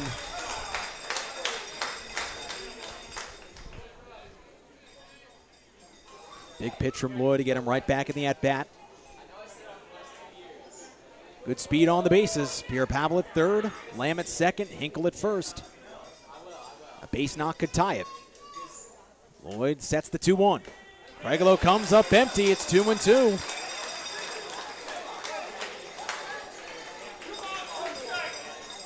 Gutsy pitching from the youthful Lloyd.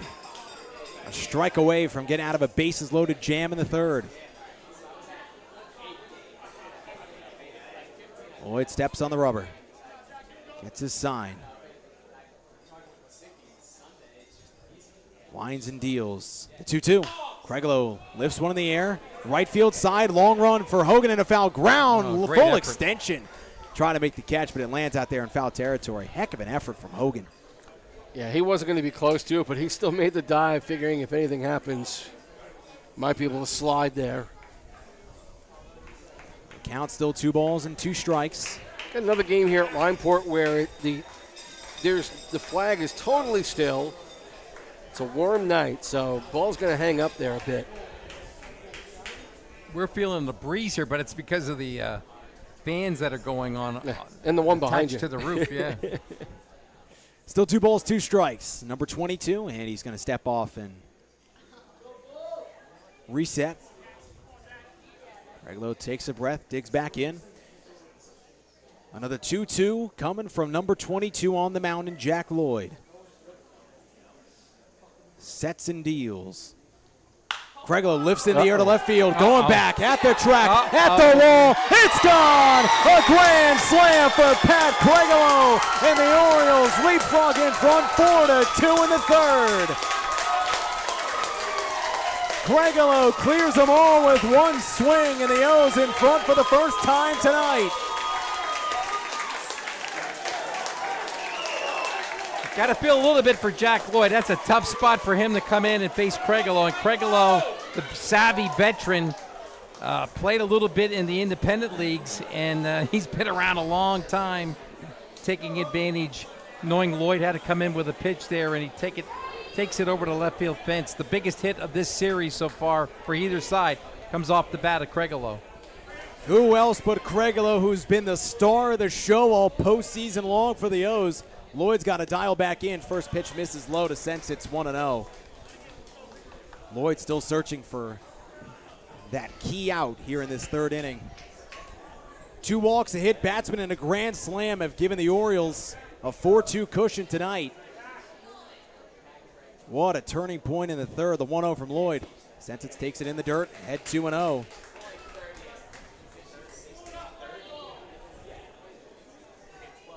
You wonder, when a major league club comes into begins a new series, the pitching coach and all members of the staff, they get together, they go over a scouting report. I don't know if they're doing that for a guy like Jack Lloyd here tonight. I mean, yes, he's observing, but I wonder if he's got a plan against these guys. Since it's bouncer towards first, speared by Montez. He'll take it to the bag himself, and that will retire the side. But the Orioles take the lead for the first time tonight, courtesy of a Pat Craigelo grand slam. 4 runs on 1 hit, no errors and no runners left. 4-2 O's through 2.5 on Penn Sports Radio.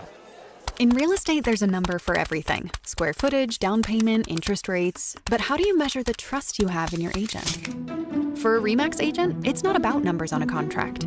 It's knowing that RE/MAX agents have been voted the most trusted in real estate. That means you'll get honest advice, expert guidance, and someone who's committed to your success. Because while numbers count, trust is what truly matters. RE/MAX voted most trusted real estate agency brand by American shoppers based on the 2024 BrainSpark American Trust Study. Each office independently owned and operated. Contact Joy Augustus, Realtor at RE/MAX Real Estate today. Call or text 610-653-5327 or reach the office at 610-770-9000. Home half of the third inning here at Limeport Stadium under the lights, and Pat Craigelo delivered the biggest hit of the night, launching a grand slam over the left field fence and into the cornfield here at Limeport.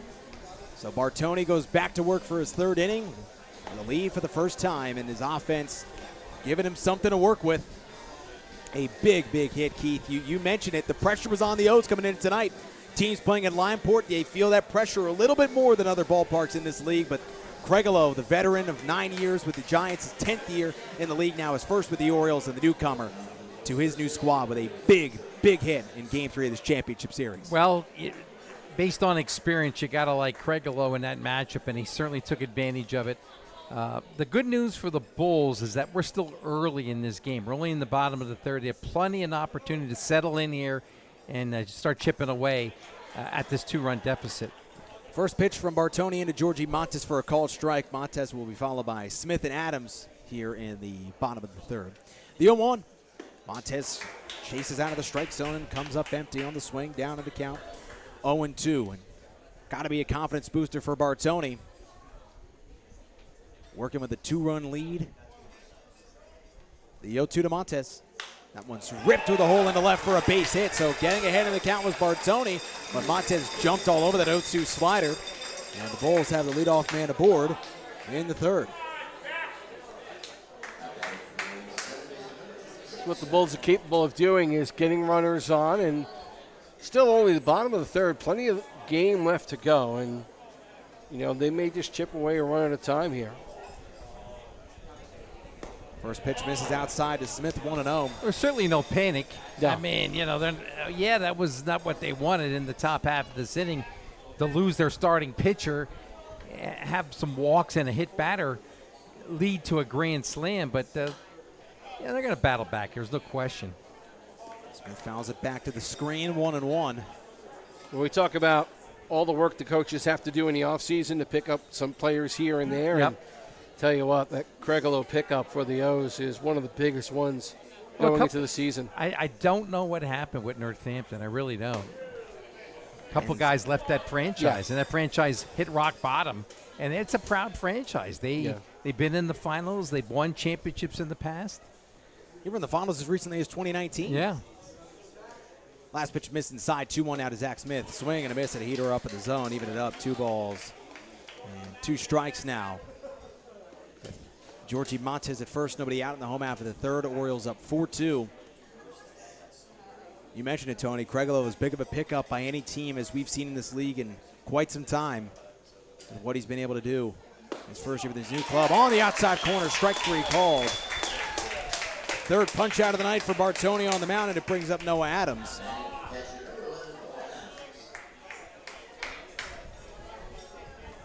Bartoni, 43 pitches through 2 1/3, has scattered 6 hits thus far.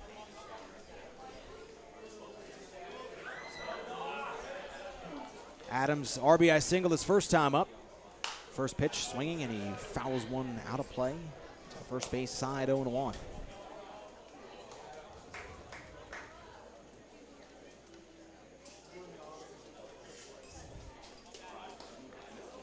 The lights on in full effect here at Limeport Stadium. The 0-1, Adams belts into the left field. Lamb, long run back. He will run it down.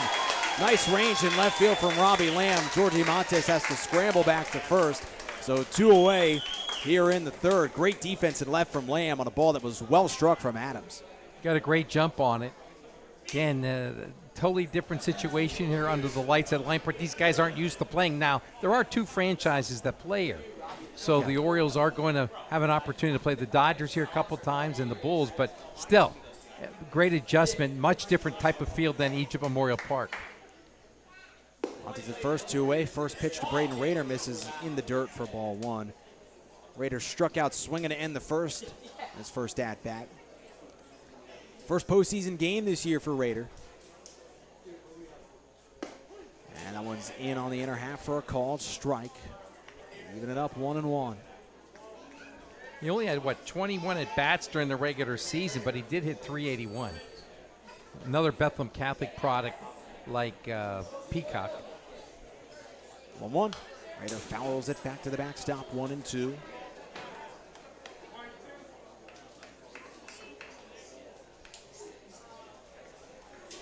Bartoni trying to get through a second consecutive scoreless frame tonight. Rader representing the tying run. The 1-2. Rader foul tips it into the glove. No. Charles wasn't able to hold it. So it was fouled back. Charles couldn't catch it. Always tough with those foul tips right back into the glove. So Rader stays in the at-bat for another pitch. 5th pitch of the at-bat coming from Bartoni to Rader. His 50th pitch of the night. The 1-2. And that one's going to back up, almost hit him. Rader had to dance out of the way of that one.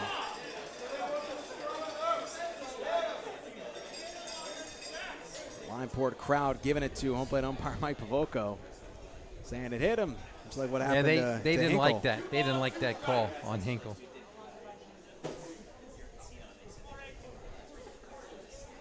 2-2. Line towards right field. That's going to get down for a base. That's going to go to the gap. Montes is going to go first to third. A 2-out base knock for Rader. And the Bulls threatening again in the third. Big time for Rader to get his first hit of the postseason. It brings up Reese D'Amico.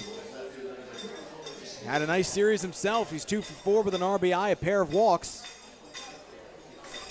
Hitting in the 8th hole again tonight. Represents the go-ahead run in the third. First pitch from Bartoni. D'Amico takes one outside, ball 1.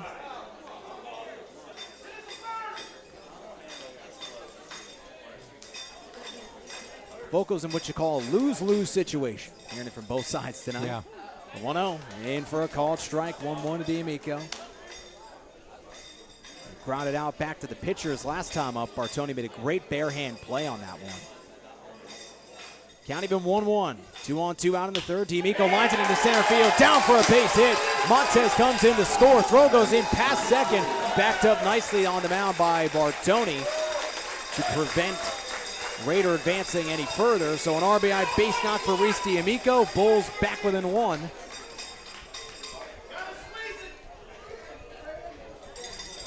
I go back to his high school career. Reese D'Amico was the ultimate competitor. I've seen him come up with so many big hits for the Liberty Hurricanes and Andy Pitsos. I'm not surprised at all that he delivered with 2 outs here in the bottom of the third to get his team within 1. Peacock struck out looking his first time up, tying run out at second base, and Rader first pitch fastball up out of the zone, 1-0. And just as much of a pressing moment as it was for Jack Lloyd against Pat Craigelo in the top of the inning, same story goes for Bartoni against Peacock in the home half. 1-0 in there with a heater called strike one. And the Orioles defense has to keep in mind how fast Peacock is. Don't take anything for granted. If you can get the force out at second or third, do it, because he can fly down that first base line. Rader at second, D'Amico at first, 2 down in the fourth. 1-1, that one skied foul to the left field side. 1-2.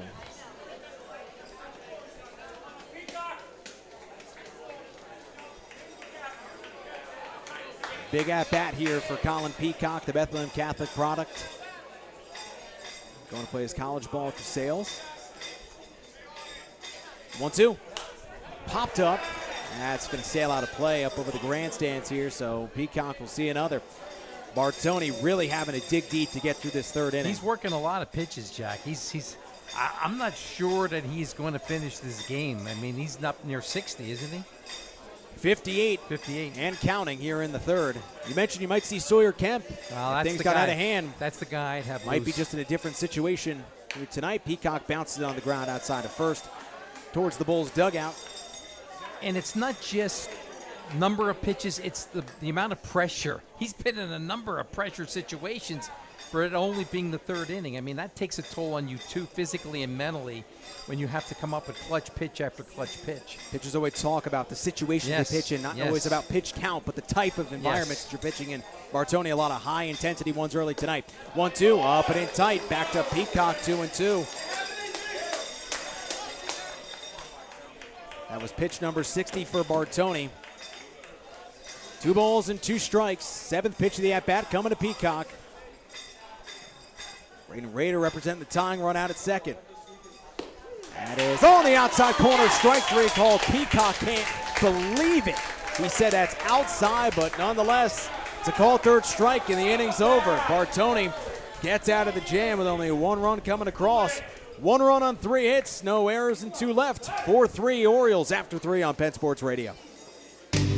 Calling all prospective advertisers. Penn Sports Radio has been the most reliable source for Northwestern Lehigh sports, and as we head into the spring sports season, we would love to have you become part of our team that makes it all possible. Please consider a sponsorship with Penn Sports Radio so that we can continue to provide so many great moments for Tiger athletics. We were there to broadcast the state championship wins for Tigers football along with girls and boys soccer. We want to continue to be there for years to come. Contact me, Tony Sibilla, at psr.broadcasting@gmail.com to see how you can become part of the team that provides this programming for the community. Top half of the 4th inning under the lights at Limeport Stadium. It has been a eventful back-and-forth game 3 that's taken its fair share of twists and turns, but the Orioles at this current juncture hold a 4-3 lead over the Limeport Bulls. It was a grand slam from Pat Craigelo that turned this game upside down for Egypt there to take the lead and really shake up how the momentum of this one was going. Jack Lloyd will stay on the mound. He'll go back to work here in the 4th inning for Limeport. Much easier situation for him with nobody on base this time. If you're a Bulls fan too, you hope he was able to catch his breath, settle down a little bit. That was a tough spot for him to enter. Obviously disappointed that he gave up the grand slam to Craigelo, but fresh inning. The team got him a run, got back within 4-3 here now. Now it's up to him to maybe settle in and keep it at a 1-run deficit for the Bulls. So with that last inning over, Joe DePerno's final line was 2 2/3, 1 hit, 2 runs, 2 earned, 3 walks, and 2 Ks. First pitch up and in tight to A.J. Brocious, 1-0. Here to start the top of the 4th.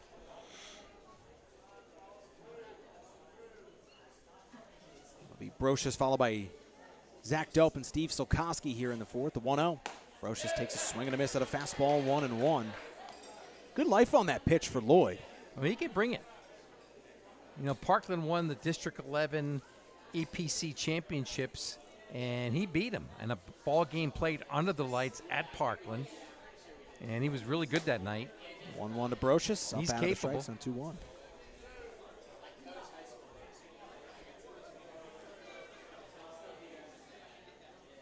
Brocious leading off this fourth. They had 2 balls, 1 strike, had a pair of RBI singles in their Game 2 win for Egypt. The 2-1 from Lloyd. Brocious takes a fastball high, 3-1.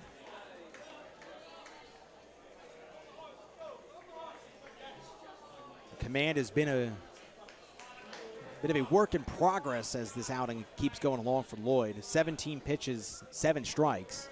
So just trying to consistently find the strike zone has been the dilemma. Brocious up 3-1 in the count, and he'll take that fastball high for ball 4. So the second walk in as many plate appearances tonight for Brocious. And the leadoff man aboard in the fourth for the Orioles brings up Delp.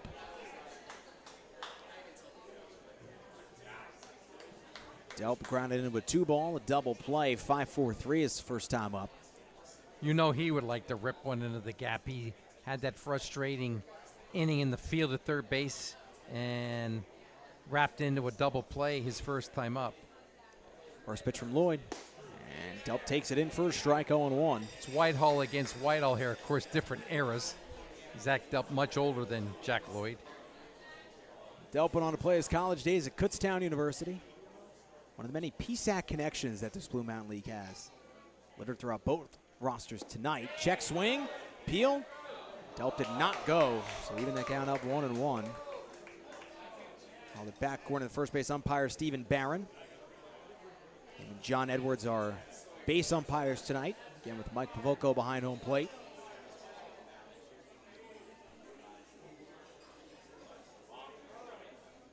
One ball, 1 strike to Delp. Lloyd's pitch. Delp swings and misses, 1-2.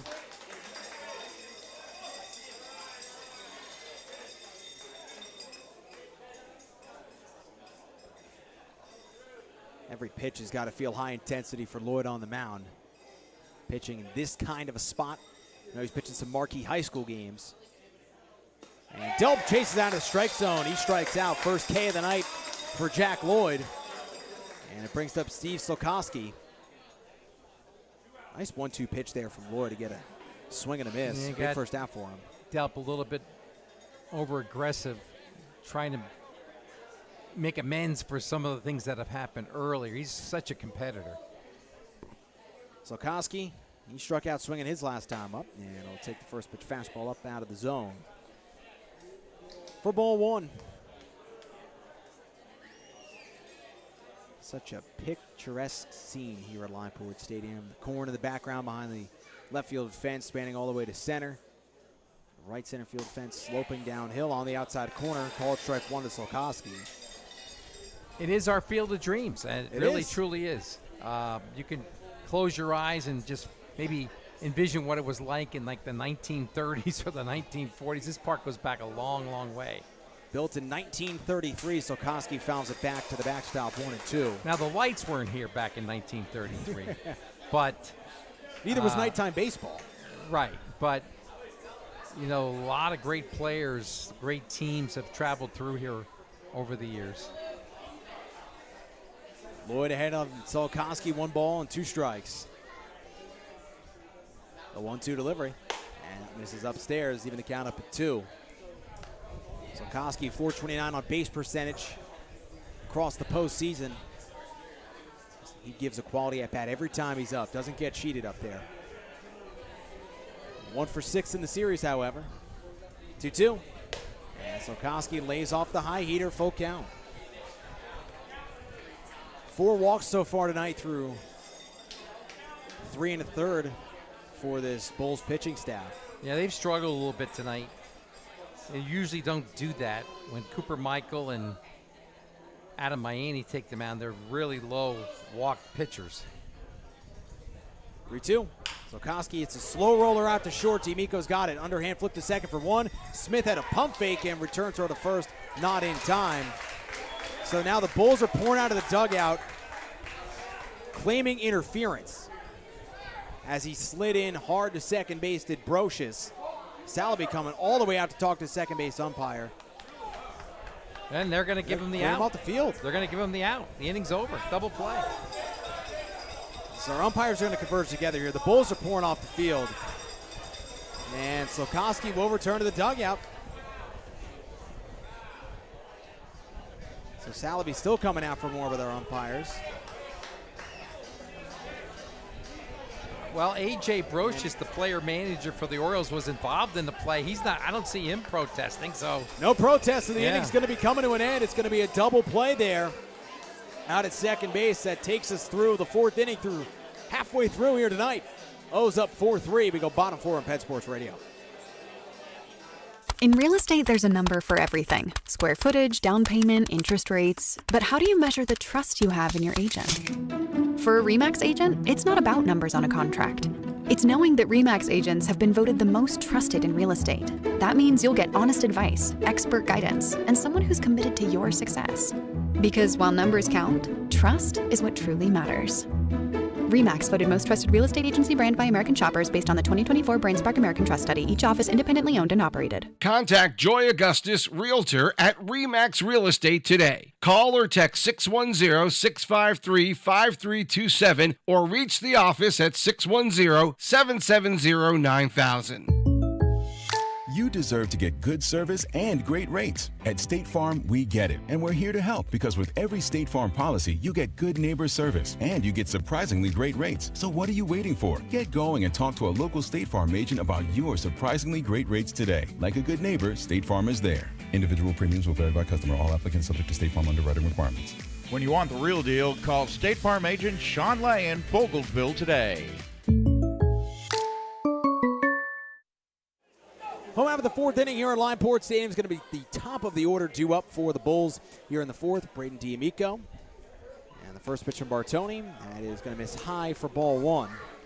So the home half of the fourth start, D'Amico followed by Noah Hogan and Jack Rothenhauser here in the home half of the fourth tonight. So that last inning did end on an interference play at second. The 0-1 on the outside corner for a called strike, 1-1. So as A.J. Brocious is sliding into second base, I'm going to say interfered with Smith's ability to be able to return the throw to first. So an inning-ending double play for Slokowski, third one hit tonight by the Orioles. And again, A.J. didn't complain. I mean, there was nothing said by him. C.J. Salaby was on top of it right away. Emphatically coming out of the dugout. D'Amico drops a bunt. Tough play. Charles with the bare hand pick. Fires to first in time for the out. Great play behind the plate there from Jeff Charles. Came out, pounced on that ball, and threw out the speedy D'Amico for the first out of the inning. Yeah, great play by Jeff Charles. You have to anticipate that the Bulls are going to play that way. A little bit surprised because D'Amico had two hits earlier in this game, but Jeff Charles, a veteran in this league, and a big out to start this inning. First pitch misses low to Hogan, 1-0. Bartoni in that pitch count is something we're going to have to monitor over the course of the night. 66 pitches through 3 1/3. 1-0 on the outside corner for a strike. 1-1 there to Hogan. From our vantage point, it does appear Pavoko's given a little bit on both sides. Oh, yeah. It's got to be frustrating on the player's point, but he has been consistently calling it. So it's that point of adapt or get left behind. Weak grounder towards short. Craigelo fires to first. And the air mails it out of play. Hogan's going to get down to second, and looking back, I think Craigelo would tell you that's one you just got to put in your pocket. Too slowly hit, so it's going to be an infield single. And a throwing error to allow Hogan to get to second. A.J. didn't even leap for that one. He saw that sailing way over his head. Craigelo can do that. He's had some plays in this series that have gone awry. Obviously, he can make up for it with one swing of his bat as he did earlier. Brings up Jack Rothenhauser, takes a big swing and a miss at a first pitch heater, 0-1. So the tying run and Hogan out at second base here in the home half of the fourth. Those are the kind of mistakes you cannot make in this level of the championship. Especially against this Bulls team. Yeah. Rothenhauser lays off outside, 1-1. That's as good as a hit and a sacrifice at this point. Absolutely. You're correct. Again, I said it retrospectively. You got to just eat it. That ball was way too slowly hit, and Hogan's got great speed, especially coming out of the left-handed batter's box. No chance you were going to get him. Even with a good throw, I think he beats it. 1-1. And for just missed outside. A little 2-1. frustration by Bartoni that time. He thought he had the corner. Yeah, he spun a nice That looked slider there.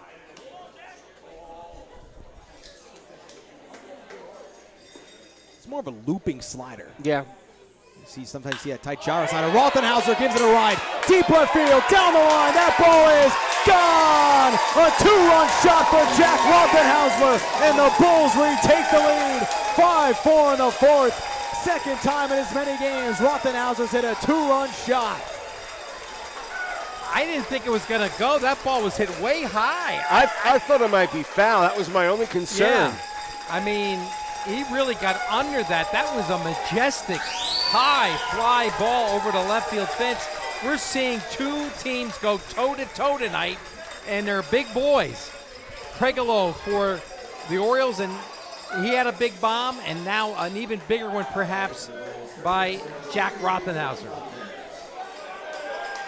Have a series, have a postseason. Jack Rothenhauser, Bulls back in front 5-4. What a night, what a game. Bartoni's got to dial things back in on the Orioles side of things. Montez fouls it back to the backstop, 0-1. Remember how we said it's hard to hit balls out of here? Not so hard for guys like Pregolo and Jack Rothenhauser. 0-1 from Bartoni. Montez lifts it in the air, foul ground right field side. It's going to sail out of play 0-2. This is obviously the most pivotal game in this series, and it feels like it's a titanic matchup here. Going toe-to-toe here, counter-punching. It could come down to a relief pitcher coming in for one of these two teams and closing the door here. Bartoni's 0-2 misses low and away to Montez. 1-2 the count now. Bartoni at 75 pitches. Got to wonder how much leash A.J. Brochus gives him. Get him through this inning and then take it from there would be my guess. Well, another one low and downstairs, 2-2. If Sawyer Kemp is here, and I can't really tell, he's a big boy. I'm trying to look down. I think that might be him warming up right now. And I would not hesitate to put him in. 2-2. Montez comes up empty, so he strikes out swinging. Fifth K of the night for Bartoni, so 2 down here in the fourth, and it brings up Zach Smith.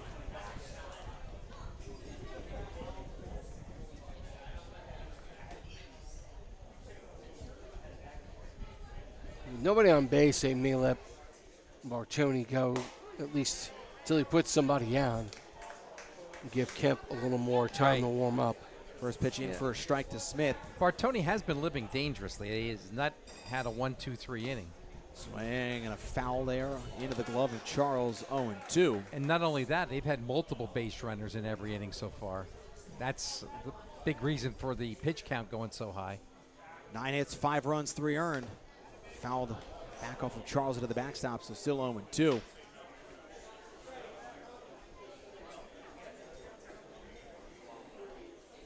Charles will walk it back out to Bartoni at the mound. Now at an even 80 pitches, 56 for strikes.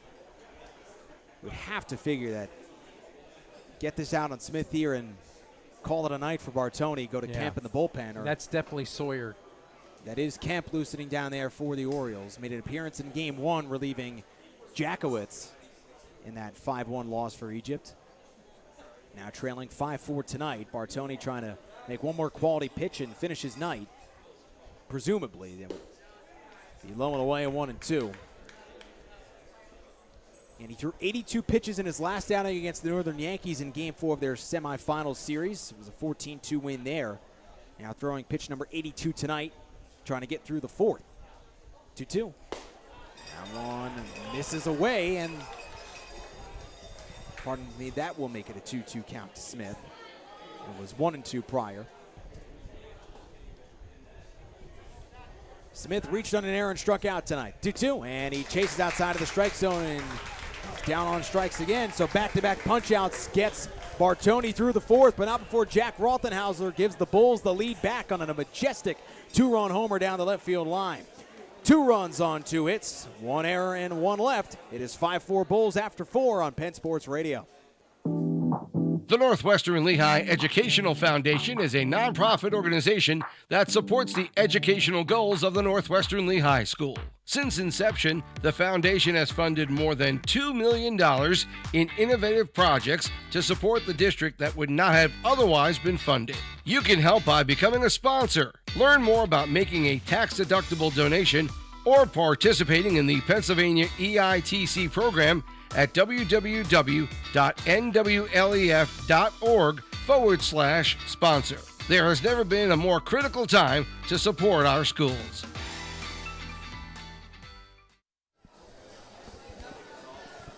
Top of the fifth inning here at Limeport Stadium, Game 3 of our Blue Mountain League Championship Series coverage. Bulls back in front here on their home field. Jack Rothenhauser doing it again. Second home run of the series. Jack Lloyd will continue to work out there for the Bulls. He's got an inning and a third in relief. Thus far, got through a scoreless fourth. Much like DePerno, got some help with a double play ball. On an interference play there by A.J. Brocious at second. It'll be 8-9-1 due up in the top of the fifth for the Orioles. Bayo followed by Jeff Charles and Robbie Lamb at the top of the order. Bayo grounded out back to DePerno his first time up. He's been a very aggressive hitter. Game 2, swung at a lot of first pitches, swung at the first pitch in that at-bat in the third. See what he does here to start the fifth. Lloyd comes sets and deals, and Bayo takes the first pitch strike, 0-1. Did an interview with Dom Bayo after Game 2 the other night. He said he really worked on his swing, but it kind of messed him up. He goes up there thinking too much. Lately, he's just tried to clear his head and see the ball hit the ball, that kind of thing. 0-1, and out misses up and out with a fastball, 1-1. It's a game where you don't want to think too much. I mean, really, sometimes you can really mess yourself up thinking you have to do this, have to do that. And you psych yourself out. Yep. Baseball is as much of a game mental as it is physical. The 1-1. Bayo takes a big swing and a miss at a heater upstairs. 1 ball and 2 strikes. Bayo has thrived in the postseason in his career, hitting over 400. Homer and 6 RBIs these playoffs, while the average hasn't been at his usual number, hitting just 190. And he flies that one foul. Back off the roof of the grandstands here, so still 1-2. Another guy that travels a good distance to get to these games. I mean, not all these guys are from around the Lehigh Valley. He comes down the turnpike from the Wilkes-Barre area, as does Sawyer Kemp. And they just love it. They love coming down here and playing Blue Mountain League baseball. Lloyd long set and deal with another 1-2, and that one's off the corner. 2-2 to Bayo. You're almost as crazy as I am coming up to the Lehigh Valley. Oh, you're right down the road here in Lansdale. Well, yeah. Come on. To Limeport, yeah, it's one of the closer places. Yeah. Well, yeah, Northwestern's a hike for you. You do that trip quite often, like tomorrow morning. A big day for you tomorrow, Tony. Don't remind me. 2-2 pitch from Lloyd. Bayo takes a fastball up out of the zone. Well upstairs from Lloyd, so the full count. Yeah, it's okay if you uncork fastballs, but if you're nowhere near the plate, there's no point. It's not going to get you anything. You're not going to get guys going after that. Lloyd gets set. 3 balls, 2 strikes. Payoff delivery. And Bayo hits one off the fist down the first base side, right at Montes, who spears it, takes it to the bag himself. And there's 1 down here in the 5th. 3-0 pitch to a guy who is having trouble at times hitting the strike zone, and you swing. That's a tough pitch to swing on. Yeah, Dom trying to maybe do a little too much. Brings up Jeff Charles, who walked on 4 pitches this last at-bat. This courtesy ran for by Ben Pierre-Pavel, who came in to score on the Craigelo Grand Slam. All the games I've watched here, I don't know if I've ever seen 2 home runs in a game at Limeport. First pitch to Charles on the outside corner for a strike, 0-1. I've seen home runs, multiple home runs, but I don't know if I can remember 2 bigger blows than we saw. Yeah. With Craigellow's grand slam and countered by Jack Rothenhauser's 2-run shot. Swing and a miss by Charles, so quickly down in the count, 0-2. Rothenhauser's shot probably the furthest I've seen hit to left field. I remember one from Justin Holmes a few years back with Northwestern, but that was a blast. 0-2. Charles pops it up. Adams ditches the mask, gives it a look, but that's going to sail onto the roof here. At the I assume grandstand that was in a plate. Colonial League game Yeah, down here against Southern Lehigh. Yeah, I believe it was. It might have been a play. I think they have some playoff games. It was there, either too. that or it might have been that season where they didn't have a regular season and they played like a little tournament round. Oh, yeah. That was obviously 2020. That was such a 2020, bad situation. We lost the entire softball season and entire baseball season. Another 0-2. Charles with a check swing ground. That's going to go outside the bag at first. Foul down the first base line. I would love to try and revisit with some of those seniors that year to see how things had gone. Obviously, Nick Henry was one of those guys. I think he might have been a junior that year, but still, it affected a lot of senior players. That one's going to be way up out of the strike zone. So still in the at-bat is Charles. Now it's 1-2. I remember having a conversation with a girl, I can't remember her name, from Liberty. And this was her senior year, and they were supposed to be very, very good. Yeah. And she just could not control herself. The tears were just flowing when the governor had shut everything down back in 2020. 1-2 pitch, fastball up out of the strike zone. And of the course- count up at 2-2. And, of course, this league was shut down as well. Everything. Yeah. Everything for 4 or 5 months was shut down back in 2020. 2 balls, 2 strikes to Charles. 7th pitch of the at-bat coming here with 1 out, nobody on in the 5th. Pitch, and that fastball way up out of the zone again. That's where Lloyd's been consistently missing tonight with that heater. So Charles battling back from 0-2 to now full. Lloyd has thrown 42 pitches in an inning and 2/3 plus here in relief. And after giving up a grand slam, you're going to be a little shy about putting something over the plate. 42 pitches, 21 strikes, so same amount of balls and strikes here tonight. 3-2. Charles, it's a bouncer towards short. Braden D'Amico charging, makes the pick and fires over to Montez in time to get Charles by a couple of steps for the second out of the inning. So Lloyd 2 up and 2 down. 4 in a row retired, back to the top of the order, and Robbie Lamb. Jack Lloyd's got to know by now, if you pitch to contact, let that defense go to work, especially D'Amico at shortstop, especially Peacock in center field. This defense, for Those sure. 2 guys in particular are excellent. Absolutely. And a big plus for the Bulls. 2 out, nobody on. Robbie Lamb takes his cuts in the 5th, 3rd at bat. Walked and scored his last time up. Saw just 1 pitch against Lloyd. That was ball 4. He swings the first pitch this time, and Weekly flies in the air to right at Noah Hogan, who puts it away to retire the side. Lloyd sets down the Orioles in order in the top of the 5th. 5-4 Bulls lead. We go bottom 5 on Penn Sports Radio. At Play It Again Sports in Allentown, you can shop and save with prices up to 70% less than retail. Whether you're starting a new sport or upgrading your current equipment, they've got the best deals on top brands. Plus, don't let your unused sports gear collect dust. Sell it for cash on the spot. Play It Again Sports gives great equipment a second chance. So head to Play It Again Sports in Allentown today, where your passion for play meets your budget. Play It Again Sports is located in Allentown on Catasauqua Road next to Aldi. Nutropoli Bank is a bank that you can trust because Nutropoli Bank treats each and every customer as an individual, encouraging them to dream big and reach for their goals. Since 1910, Nutropoli Bank has ensured the financial well-being of all their customers. When you're ready to take that first step, they'll be right by your side. For your convenience, Nutropoli Bank has 3 locations in the Lehigh Valley, Nutropoli or Field of Emmaus. For more information, go to NutropoliBank.net. That's NutropoliBank.net. Home out of the 5th inning, a new arm on the mound for the Orioles. It is number 22 in Sawyer Kemp. Saw Sawyer back in game 1 of this series. Came in relief for Jackowitz. He tossed 2 scoreless innings while striking out a pair of batters. He has not allowed an earned run in 4 innings across 2 appearances out of relief here in the postseason has Sawyer Kemp. Keith, the guy you were calling for all night for the Orioles in case Bartoni got in some trouble, but in this instance, got their 4 innings. Pitch count was rather high, so he was able to get that plug after pull the plug after 4 innings, and they go to Kemp. I'm not surprised we're seeing Sawyer Kemp. He is used to these situations. He always comes in and does a really good job.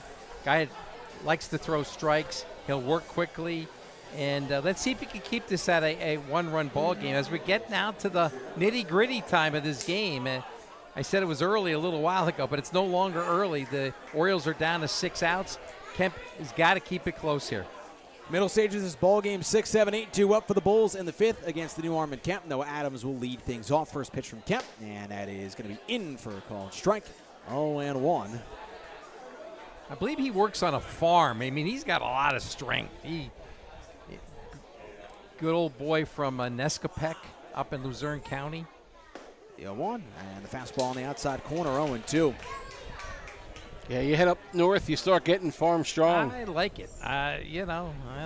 Nothing wrong with it. Absolutely not. Going right at Adams here, 0-2 the count. Kemp's pitch, and Adams swings and misses. He's down on 3 pitches to start this 5th inning. 3 pitches and a strikeout for Kemp out of the bullpen. That was a wicked breaking ball there by Kemp.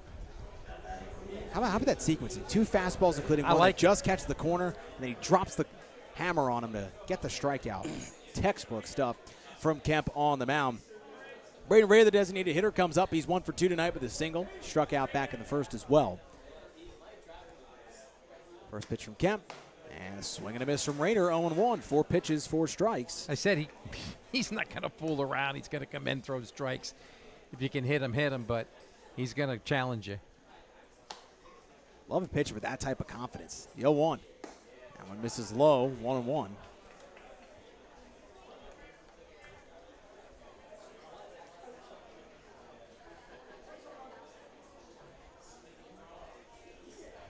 A 1-1 to Raider. And that one's weakly nubbed back to the backstop, 1-2. Again, this is Raiders' first postseason game of the 2025 run for the Bulls here tonight. Had a great regular season in 10 games at over 380 with a 1076 OPS, 552 on base, 424 slug, 7 RBIs, more walks than strikeouts, so it was certainly more than serviceable in that time in the regular season. You wonder where he was most of the summer, because I like to think of this guy as being a regular player somewhere. And I don't know if his availability was limited. Maybe he played college ball. I'm not sure. Swing and a miss. Got in a chase down to the strike zone. So back-to-back punch-outs for Sawyer Kemp to start the 5th, and it brings up Reese D'Amico. 2 batters and 2 Ks. Successful start for Sawyer Kemp's relief outing.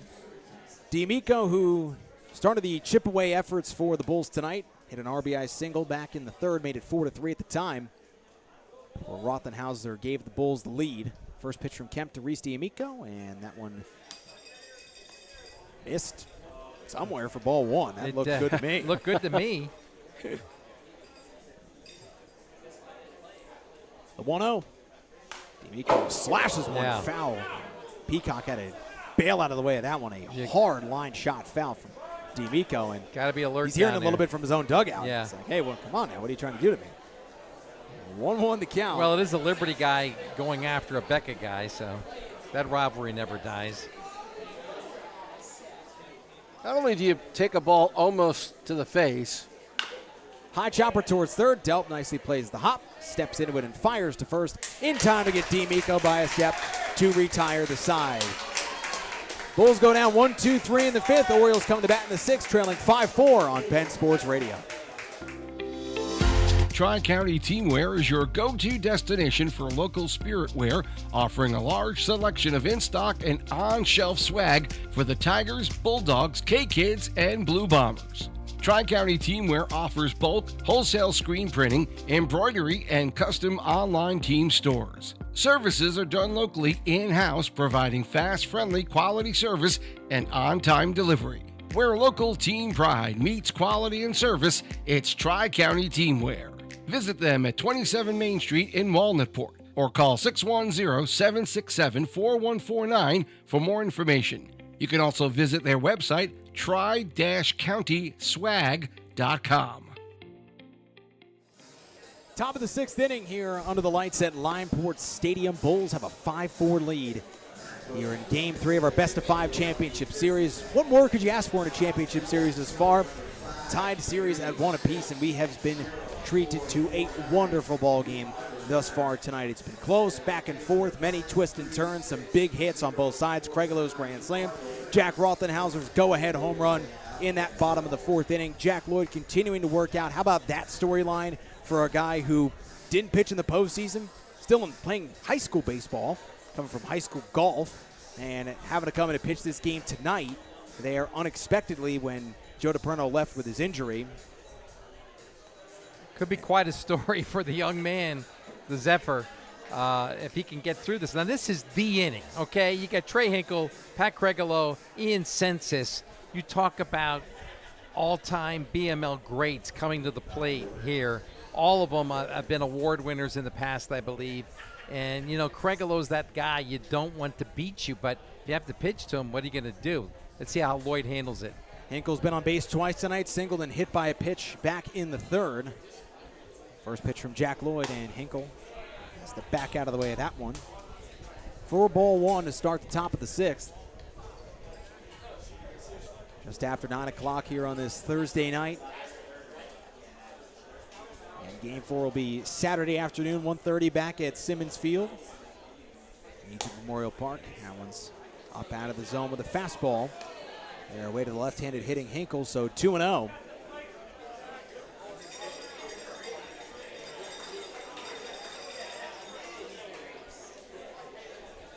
Not the spot you want to be in against a hitter like Hinkle. Down in the count. 2-0 from Lloyd. And that one's going to miss inside, almost hit him. So now 3-0. With Pat Cregolo looming on deck. My, oh, my. My, oh, my. You're asking for it if you walk this guy. I'm telling you. Well, he's got a key in here. Down 3-0 in the count to Hinkle. 3-0 delivery. Hinkle is taken all the way, takes a fastball for a strike down the heart of the plate. So now 3-1. If you're Hinkle, you go back to work here. Orioles have just 6 outs to work with in this third game of this best of 5. They're going to come back. Got to start it here. The 3-1. Hinkle takes a fastball high for ball 4, so he's on base for the third time tonight. Leadoff runner aboard, and it brings up Cregolo. Well, Hinkle's definitely done his job tonight, reaching in 3 different ways. And here comes Salaby. I don't know if anybody's been warming, but he's at least got to calm his pitcher down here. This is a big, big spot. Oh, he's taking the ball. He's going to take the ball. So Jack Lloyd's night is done. He gets through 2 1/3, allowed 1 hit, 2 runs, 2 earned, 2 walks, while striking out 1. Is still responsible for Trey Hinkle over at first. Gets a nice reception from his teammates over in the dugout, and a new arm going to be coming in to pitch here for the Bulls. It's like Schaefer. So Jared Schaefer will take the ball. I'm not surprised with the game, with the series basically on the line tonight. I'm not surprised we're seeing Sawyer Kemp for the Orioles and Mr. Schaefer here for Jared Schaefer for the Bulls. These guys have been clutch guys all season.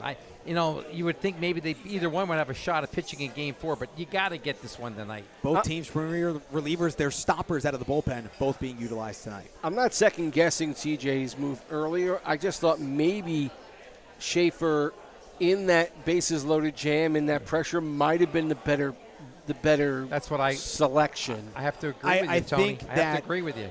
Conversely, if you want to play devil's advocate here, if you're looking at Schaefer also pitched Tuesday night. He came with the bases loaded in that Tuesday game as well. Do you want to throw a guy like that in back-to-back situations? I know we've proven that he only allowed 1 run in that situation, but also you might be looking to get more length out of a fresh guy like Lloyd tonight. You have to look at it. There's so many angles there for the manager. And I think Schaefer, if he only pitches an inning tonight, it makes sense. But I'd rather have a veteran in that pressure situation. Absolutely. And then get Lloyd in a new inning. Yeah. And this way he's not dealing with the bases loaded. That might be the only difference. But again, it's a tough call to make, and if Lloyd gets you out of it, you look like a genius. So, fair all the way around. Lloyd battled through, and other than giving up the grand slam, he did not pitch poorly. No. Another thing here. Now Schaefer's got to come in with a runner on.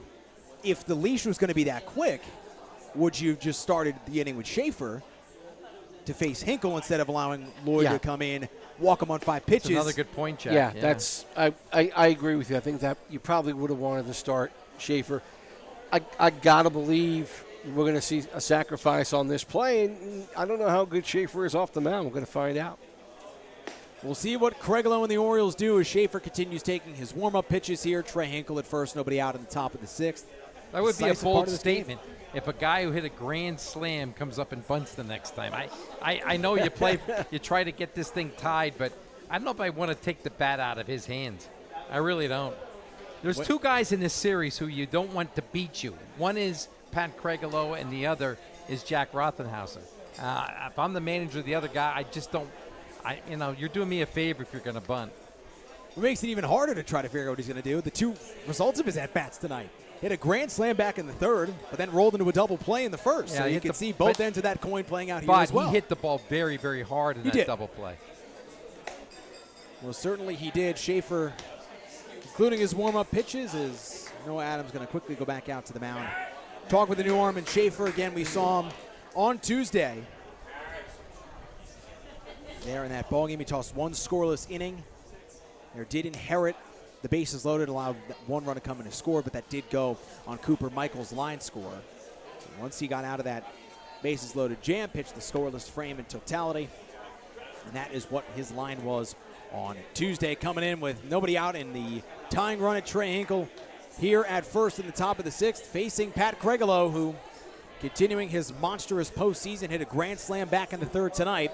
What will his turn at bat provide for Craigelo? The first pitch, swings and misses, 0-1. Good breaking ball to start him off.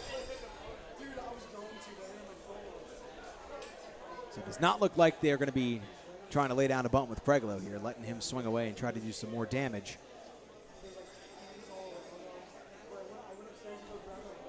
Balls in one strike. Schaefer deals.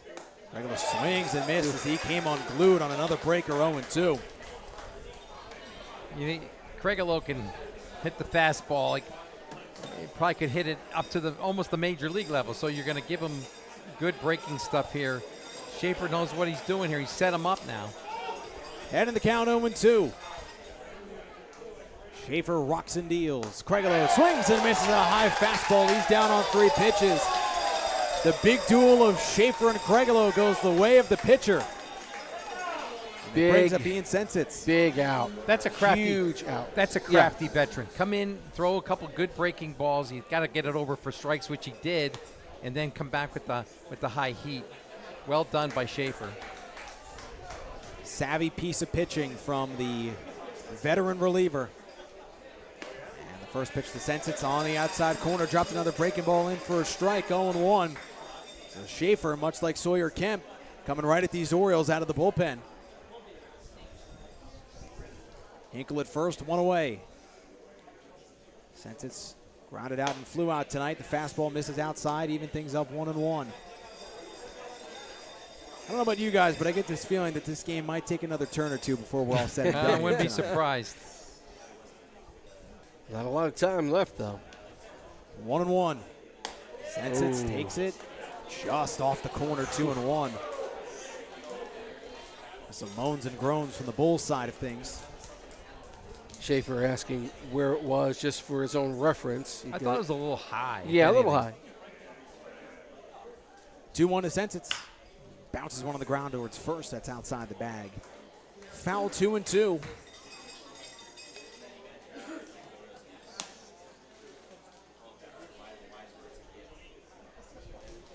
Two balls, 2 strikes. One out, Hinkle, the tying run at first here in the 6th. Minimum, if you're Sensitz, you want to try to advance him in a scoring position. Weak ground ball towards second, could be 2, and it's bobbled by Smith. Back to first, not in time. Picked his head up, looked towards second before he could field it cleanly, and instead of 2 outs, he gets 0, and there's 2 on with 1 away. I've been praising this Bulls defense, but that was a mental mistake there. He was thinking double play when just get the out, I think. And what do you think, Tony? Just took his eye off the ball a little bit. Just in the last second, too. Yeah. Picked his head up there. He was looking towards second, right, but he looked there before he could field it into his glove.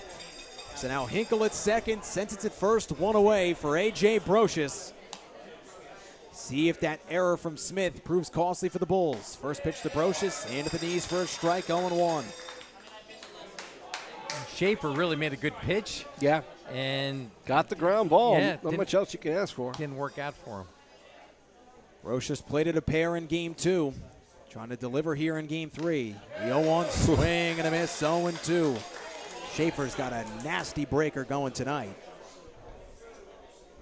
It feels like it's taking a week to get there, but they still can't get around on it. That's the thing, you get in your own head, though. You wait back so long that you end up missing it. The 0-2. Brocious just got a piece. No, he didn't. It's going to be a drop third strike, but there's no okay. advancement. The bases were occupied. Okay. So Brocious will not be allowed to take first. The runners do advance, though, to second and third on the drop third strike. I thought he made contact. Obviously, he didn't. So Brocious goes down swinging. The runners will advance. So puts two in scoring position for the third baseman, Zach Delp.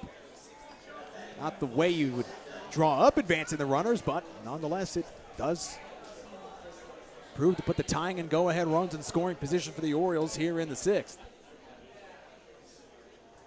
Delp 0 for 2 tonight, grounded into a double play and struck out, and he takes the first pitch breaking ball low and away, 1-0.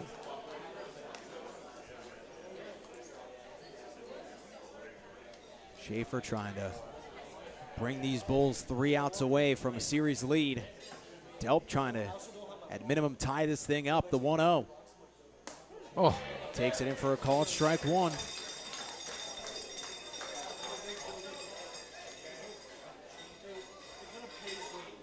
One ball, one strike to Delp. Lifetime .319 postseason hitter, 8 homers, 28 RBIs. Would love to cash into this spot. The 1-1. Delp takes it outside, 2-1. Delp's had a lot of big moments in the past in playoffs, has. And he's been a clutch bat. He hasn't had the best of nights, and you know he'd love to atone for the earlier errors and hitting into that double play back in the second. Delp calling for his timeout as Schaefer was taking a long hold. Schaefer still hasn't moved. Yeah, if you're going to wait on the curveball, you also have to make sure it's coming in towards you to start with. Schaefer sets the 2-1. Delp watches it drop downstairs. 3-1. He's ahead in the count. First base is unoccupied, so there is a spot to put him. Steve Solkoski, the designated hitter, looming on deck here in the sixth. Hinkle at third, Sentence at second. 2 out in the sixth. The 3-1 to Delp. Rips it down the third base line. That's a foul ball. Oh, I thought awfully it was fair. close.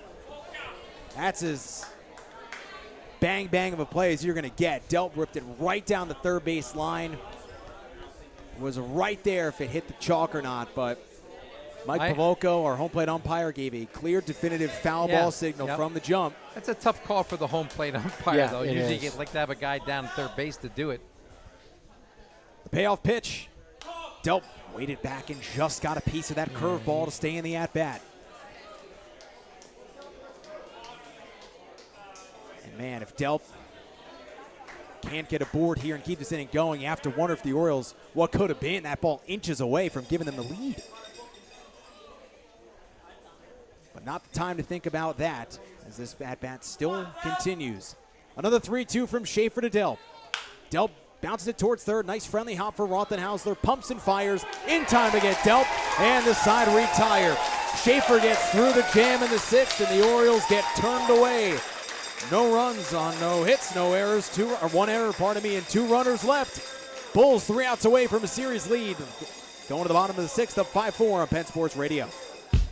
Shankweiler's Drive-In continues to be open 7 days a week this summer, bringing you current releases and fan favorites. From August 7th through the 14th, it's Disney's highly anticipated comedy, Freakier Friday. It's a fresh, fun revisit to the iconic body-swapping mayhem that's sure to bring tons of heartwarming humor to our giant drive-in screen. After intermission, we dive back into the dark and suspenseful world of I Know What You Did Last Summer. This crowd favorite returns for another round of late-night thrills and chills, balancing out our nostalgic double feature. Gates open at 7 p.m. Shankweiler's is located in Orfield, just off Route 309. Shankweiler's Drive-In, a Lehigh Valley tradition. Are you tired of a dull, dirty ride? Bring your car to Kronberger's Auto Spa. Our expert team will get your vehicle back to the showroom shine. From thorough interior detailing to exterior washes, we'll make your car look and feel like new. Visit Kronberger's Auto Spa today and experience the ultimate in car care. Kronberger's Auto Spa, where a cleaner car is just a stop away. To learn more and schedule your appointment, call or text 484-894-5345 for more information. Get a sparkling clean car today from Kronberger's Auto Spa.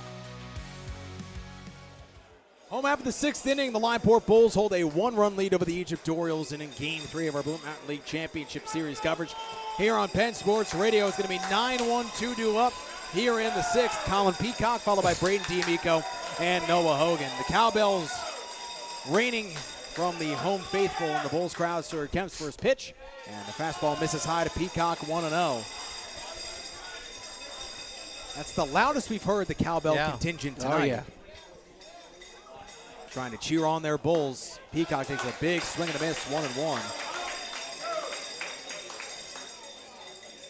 They do have a senior league team called the Milkmen here at Limeport.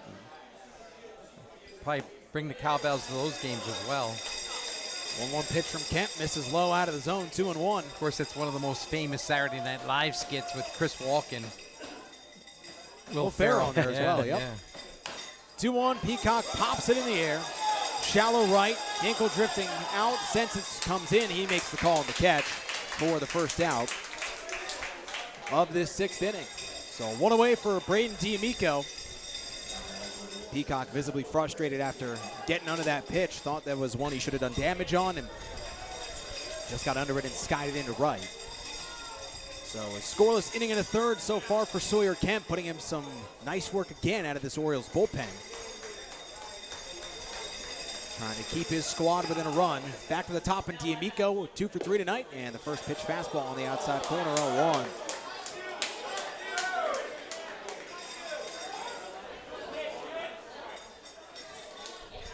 Another call leaving this home crowd displeased. The 0-1. D'Amico flies it in the air, weak to center field. Bayo coming on, he'll make the catch. And there's 2 away. Just off the end of the bat there from D'Amico. So 2 down for Noah Hogan, 2 quick outs on 5 pitches for Sawyer Kemp. I know we're going to see good pitching. We're going to see, I guess, a rematch of Game 1 on Saturday afternoon. Jackowitz against Miami, but I wouldn't mind seeing a Sawyer Kemp, Jared Schaefer battle. I mean, these guys really do a good job in relief. I don't know if they can go 7, but both of these guys have done a really good job in relief tonight and seem to do it all the time. They do exactly what you want from relievers. They don't mess around. They throw strikes. They pitch to contact. The 1-0 misses low to Hogan, so he's ahead 2-0. First time Kemp's gotten down 2-0 in the count to any singular batter tonight. Kemp 18 pitches, 12 strikes. The 2-0 fastball high, 3-0, and much like what Lloyd did in the top of the inning, got down 3-0 to the number 2 hitter Hinkle with the power threat and Craiglo waiting behind him. Jack Rothenhausler waiting in the on-deck circle. That's outside for ball 4. So 4-pitch walk to Noah Hogan, and it brings up Rothenhausler, who gave the Bulls the lead back in the 4th. See if he can put it under another thunderous swing on a ball here in the 6th.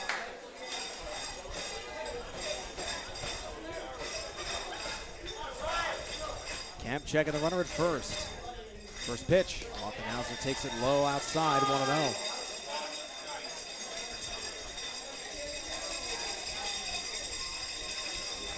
Five runs on 9 hits, 1 error tonight for the Bulls. The Orioles 4 runs on 2 hits, 2 errors, as Jeff Charles going to pay a quick visit to Sawyer Kemp on the mound. Good crowd all around tonight here for both teams. That is amazing, Jack. I didn't realize that. Only 2 hits tonight, and so the Orioles, from that standpoint, fortunate to be down only a run when they only have being out hit 9-2, and you're only down 1. 2 hits were, of course, the Craiglo grand slam, make it 6 straight out of the strike zone from Kemp. So we were lauding his ability to go right after hitters, but he's having trouble finding the strike zone right now. A little bit different when you're going against the number 2 and the number 3 hitter in the order. The 2-0 to Rothenhausler. Takes one off the inside corner, and it's now 3-0. If we were down to Texas A&M, they'd be chanting ball 7 right now.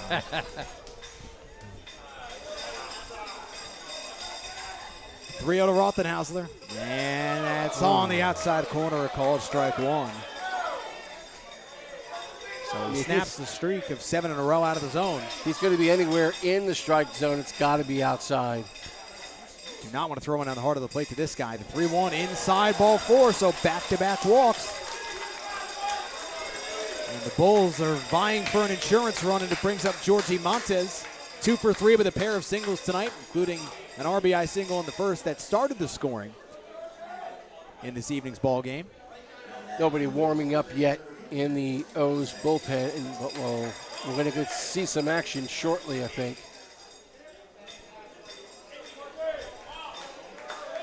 Two on, 2 out of the bottom of the 6th inning. Georgie Montes up for the Bulls. Kemp trying to get out of the jam, keep it a 1-run game. First pitch way outside, that's ball 1. A little hard to understand. I mean, he came in throwing nothing but strikes, and all of a sudden now got 2 out in this inning, 2 fly balls, and now he's struggling to find the strike zone. Back-to-back walks, the 1-0. Montez lifts it in the air to center. Bayo drifting back. He got turned around out there. Still a long run back up that hill, and he'll make the catch to retire the side. Kemp strands a pair in the home half of the 6th. Orioles come up for last licks in the top of the 7th, trailing 5-4 in Game 3 of the Blue Mountain League Championships on Penn Sports Radio. Budget Store and Lock is the leader in storage in Pennsylvania. Since 1997, they've been a leader in the industry and have grown to be one of the largest storage companies throughout the Lehigh Valley and surrounding area. With many locations to serve you, there's sure to be a Budget Store and Lock self-storage facility within minutes from where you live. Whether you're storing a few seasonal boxes and totes or a complete 4-bedroom home, Budget Store and Lock Self-Storage has the right storage space for you. Our facilities are well managed, maintained, and equipped with camera monitoring systems. We try to make it easy for you, including payment options that suit your needs, like online payment. Budget Store and Lock also offers a college student summer storage program with discounted rates for pickup, storage, and redelivery. We service all colleges and universities in and around the Lehigh Valley area. So contact one of our many locations today to speak with a storage manager expert. Go to budgetstoreandlock.com. It all comes down to this, the top of the 7th inning here tonight under the lights at gorgeous Limeport Stadium. The Bulls have a 5-4 lead here in Game 3 of the Blue Mountain League Championship Series. The teams who have gone toe-to-toe for this title each of the last 2 seasons, now 3 years running. There'll be 7, 8, 9 due up here in the top of the 7th for the Orioles. Steve Sokoski followed by Dominic Bayo and Jeff Charles against Jared Schaefer, who's trying to complete a 6-out save. The first pitch to Sokoski off the outside corner for ball 1. Schaefer's had that devastating curveball working for him tonight. Got to figure he leans on that here. The 1-0. Sokoski pops it up. Shortstop D'Amico calling it on the edge of the grass. He'll make the catch. And swiftly one away. Here in the 7th brings up Dominic Bayo. It's another out on a breaking ball. And Schaefer's like the X factor for this team. He really is. They got great starting pitching, but when you can come in with a guy like this after your starter goes down early in the game with arm trouble, such an important weapon to have. Bullpen has really stepped up tonight. Jack Lloyd, now Jared Schaefer trying to get this across the finish line for Limeport. First pitch curveball in for a strike, 0-1. And we're going to get a new batter. This is not Bayo.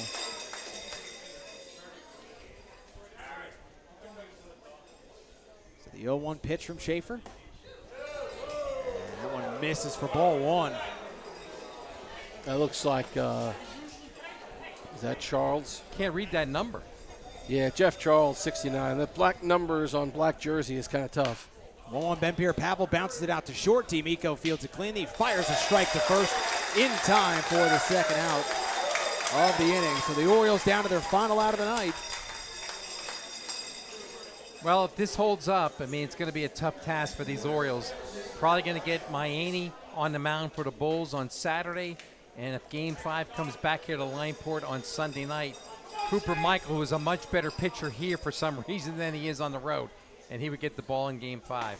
First pitch curveball to Jeff Charles, misses outside for ball 1. So it'll be tasked for Jeff Charles trying to keep this thing going for the Orioles and get it back to Robbie Lamb in the top of the order here against Jared Schaefer. Schaefer 2 Ks in an inning and 2/3. 5 of the 6 outs he needs for this save. The 1-0. And the fastball in for a strike, 1-1.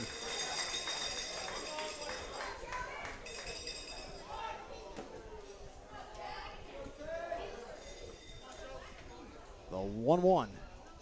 Charles flies the breaking ball in the air, shallow center field. D'Amico going out. Coming in is Peacock, who makes the catch, and that's your ball game. A 1-2-3 top of the 7th for Jared Schaefer. Closes out a 6-out save, and the Limeport Bulls place themselves a win away from back-to-back Blue Mountain League championships. Taking a 2-1 series lead here tonight. Jared Schaefer closes the books on a Game 3 win for Limeport in come-from-behind fashion.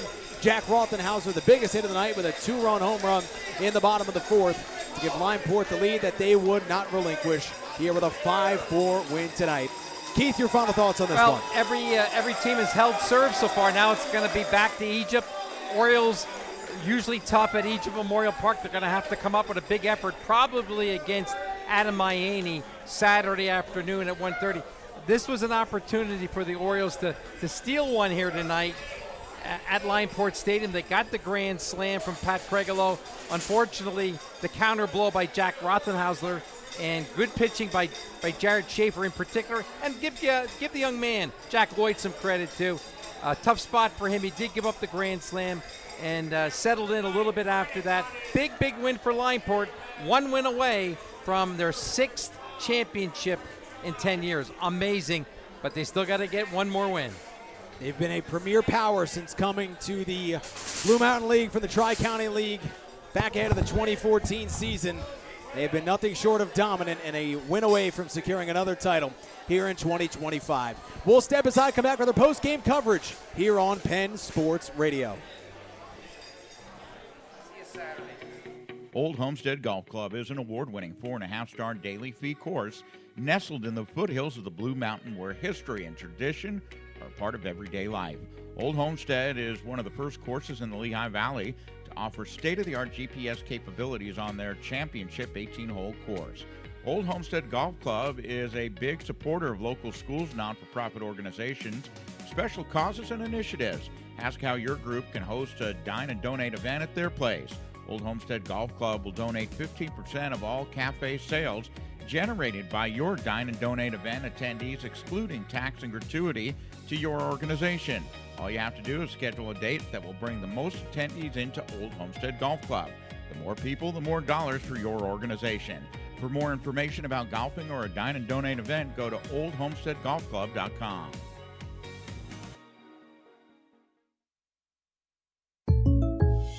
You deserve to get good service and great rates. At State Farm, we get it. And we're here to help, because with every State Farm policy, you get good neighbor service and you get surprisingly great rates. So what are you waiting for? Get going and talk to a local State Farm agent about your surprisingly great rates today. Like a good neighbor, State Farm is there. Individual premiums will vary by customer. All applicants subject to State Farm underwriting requirements.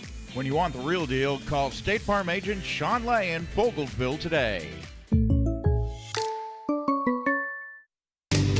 Calling all prospective advertisers. Penn Sports Radio has been the most reliable source for Northwestern Lehigh sports, and as we head into the spring sports season, we would love to have you become part of our team that makes it all possible. Please consider a sponsorship with Penn Sports Radio so that we can continue to provide so many great moments for Tiger athletics. We were there to broadcast the state championship wins for Tigers football, along with girls and boys soccer. We want to continue to be there for years to come. Contact me, Tony Sibilla, at psr.broadcasting@gmail.com to see how you can become part of the team that provides this programming for the community. Back here on the post-game show here, Limeport Stadium, as the Bulls take a 2-1 series lead over the 5-4 win tonight over the Egypt Orioles. A lot of standout performers all the way around here tonight. All home teams have won each of the first 3 games of this series. The Bulls take both games at their home ballpark thus far. Now throwing on the headset, and always courteous to take some time to join us here, the manager of the Limeport Bulls, CJ Salaby. First off, CJ, congrats on the win tonight. Thank you. Gutsy effort for your squad. I want to start here, and I think it's appropriate we do. Joe DiPerno exits that game through 2 2/3. Clearly was grabbing at his arm, looking at some discomfort there. To put Jack Lloyd in that situation there, to step up and pitch as well as he did in that big moment. I know the grand slam for Craigwell happened. After that, he really bared down and did a great job to keep you guys in this ball game. What did you make of what he was able to do here tonight? I mean, it was unbelievable. I mean, that kid is 17. He just finished his junior year of high school. Obviously, the plan wasn't to do that. You know, he was our first in relief tonight, and we wanted to try to get him a clean inning. Obviously, that didn't really go as planned. Joey was hurting a little bit, his shoulder. But I give Joey so much credit because he went out there. He knew he was hurting from the beginning, and he gave us what he got. But Jack's 17-year-old kid coming in, tough situation, get the nerves out first little bit. Craiglow hits the home run. But to be able to come back and throw 2 more innings after that and just shutting him down and keeping him off the board and keeping us right back in, and our team immediately responding with a run in the bottom of the inning. And, the kid he's getting more confident. And, I mean, it was unbelievable just to watch him be able to control that offense for two full innings. You mentioned your team's response tonight. Well, what is it about your squad that just feels so comfortable here playing at Limeport Stadium? I don't know what it is. It's just, I think it's the fans, honestly. I think, the cowbells get going. We got former Bulls greats and legends all hanging out in the stands. They get everybody riled up. But this is what these guys do. They just respond. They're not afraid of the moment. They're not afraid of anything. And, even if the team comes out and scores a few, they know they can do the same thing on the other end. So they come back and show them that, this is our place. This is where we want to be. We love this place. And, we don't want anyone to come in here and take it from us. Rothenhauser had the big hit tonight, 2-run home run in the bottom of the 4th. Gave you guys the lead that you would not relinquish. What's it like to have a guy like that in the middle of your order? I mean, that kid is. I mean, I can't even describe it. I mean, the fact that you lose a piece in Dennis Pierce, who's been a mainstay as our 2, 3, 4 hitter for the last 4 or 5 years. He's been one of the best hitters in the league. So that's a huge person to fill the void, and you get a kid, Jack, who's like the all-time leader in everything at ESU, and he just steps in and. Again, the moment's just not. He's just made for the big moments. Like he did it in the College World Series. He had stuff. That's the type of kid he is, and that kid is just. I mean, he's not afraid. He knows how good he is and how capable he is of doing it every day. And I mean, I'm more than blessed the fact that we got him and all the Liberty kids with us now. Joined by manager of the Limeport Bulls, CJ Salaby, here on the post-game show. CJ, before we let you go, Jared Schaefer. Just talk about him real quick. 6-out save here tonight in this ball game. How much of a commodity is it to have a stopper like that and a veteran guy coming out of the bullpen? It's huge. I mean, a guy that, we just know he just comes in, he's going to throw strikes. And that's the big thing with us is our pitchers, if we can get them to continue to throw strikes and attack the zone with the defense we play behind them, it just all works out. And Shafe just knows how to do that. He knows how to attack the zone. He doesn't have the best stuff like fastball-wise, but, he's got good off-speed. He mixes it well, and he just throws strikes. And when guys are on base, that's why we went to him in that situation, because we have him and Drew Sorrentino on the thing. We want Drew to go in a clean inning. But Shof, when guys are on base, that's how we consider him. We consider him that stopper, the guy where he, if a guy's on base, we know he can go in, he's going to throw strikes, get a ground ball, and get us out of the inning. And, I mean, he's just been doing it for 10 years, 10, 9, 8 years with us, and I mean, can't ask more from that. He just pitched on Tuesday. We didn't know how his body was going to react coming back on a day, but he felt great today. He said he could probably give me 3, and that's what you want out of a guy. They know this is it. This is the last five games that some of these guys might ever play, or at least for this season. So he's just out there and giving it his all, and I mean, you can't say any more great things about him. Certainly put on a Warrior effort tonight, had that breaking ball working for those last couple innings. CJ, we always appreciate you taking some time, and congrats on the win here tonight. Thank you, appreciate it. That was manager of the Limeport Bulls, CJ Salaby, off the heels of their Game 3 win here tonight. They take a 2-1 series lead over the Egypt Orioles, and they'll try to close things out on Saturday afternoon with a 1:30 first pitch out at Simmons Field at Egypt Memorial Park in Whitehall, Pennsylvania. Here, before we wrap up our post-game coverage, let's give you some final line score and a recap here for tonight's action there. It was a 2-run bottom of the first inning for Limeport. They got off to a fast start like they did in games 1 and 2. Game 2 didn't go their way, but tonight it did. It was an RBI single from Georgie Montez, followed by another RBI base knock by Noah Adams, capping off that 2-run first inning for Limeport. Joe DePerno would toss the first 2 2/3 scoreless innings before the Pat Craiglow grand slam went on his line score. So there was a 4-2 Orioles lead. Craiglow's grand slam lifted them in front in the top of the third. The Bulls came right back, though, in the bottom of the third. Reese D'Amico lined an RBI single into center field. That brought home Georgie Montez, made it a 4-3 ball game. The next half inning, Jack Rothenhauser stepped up and hit a majestic 2-run home run into the cornfield behind the left field fence. Gave the Bulls a 5-4 lead. Like we just talked about with CJ, they did not relinquish that lead the rest of the night with a 5-4 victory. Final line score for the Orioles, 4 runs on 2 hits, 2 errors. For the Bulls, it was 5 runs on 9 hits, 1 error. Rothenhauser, the big hit of the night with a go-ahead 2-run home run in the 4th. Jack Lloyd, tip of the cap to the youngster. CJ just said it, 17 years old, still going to high school. Zephyr at Whitehall on the golf team there, comes here, pitches in relief, thrusts it into a situation you certainly didn't expect him to have to get thrown into tonight, but all things considered, did a heck of a job getting around some trouble there. Did give, No, Craiglow hit the grand slam off of him. Yeah. But after that, did a nice job to recalibrate, zone in, and get his team within reach and allow the offense to do their thing to come back and give them the lead. Yeah, one pitch, one big mistake, 2 hits, right? That home run was one of the 2 hits. And so, yeah, 5-4 game, but quite honestly, the pitching for the Bulls pieced it together, but only gave up 2 hits tonight. And a couple of walks certainly didn't help, but that's all that happened. And because of that, they were able to stay in this game. And, Rothenhauser just, again, coming through in the clutch and absolutely crushing one. And then, in relief, they wound up getting good relief help to save the game at the end with Schaefer, who, has just been a solid guy you can go to, smart pitcher, and his breaking stuff was almost diabolical tonight and really shut down this really powerful O's offense. And now they have a chance to finish it up on Saturday afternoon, but on the road. We'll see how they do at Simmons this time.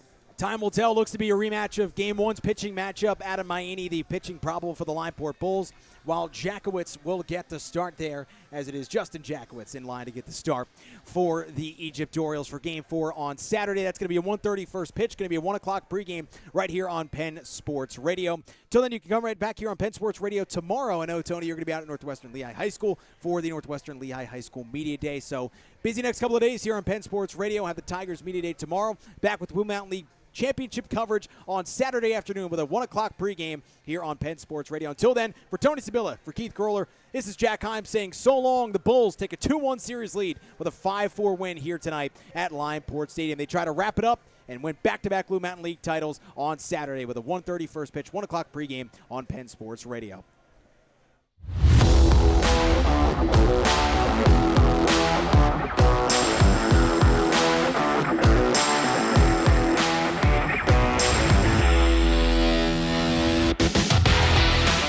Blue Mountain League Baseball on Penn Sports Radio has been sponsored by Nutripoli Bank, the Northwestern Lehigh Education Foundation, State Farm agent Sean Lay, Remax agent Joy Augustus, Kronberger's Auto Spa, Budget Store and Lock, Tri-County Teamwear, Old Homestead Golf Club, Play It Again Sports in Allentown, and Shankweiler's Drive-In Theater.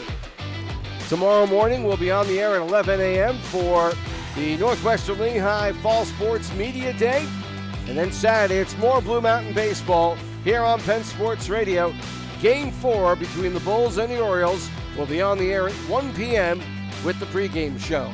Thanks as always for tuning in to Penn Sports Radio and our coverage of Blue Mountain League Baseball.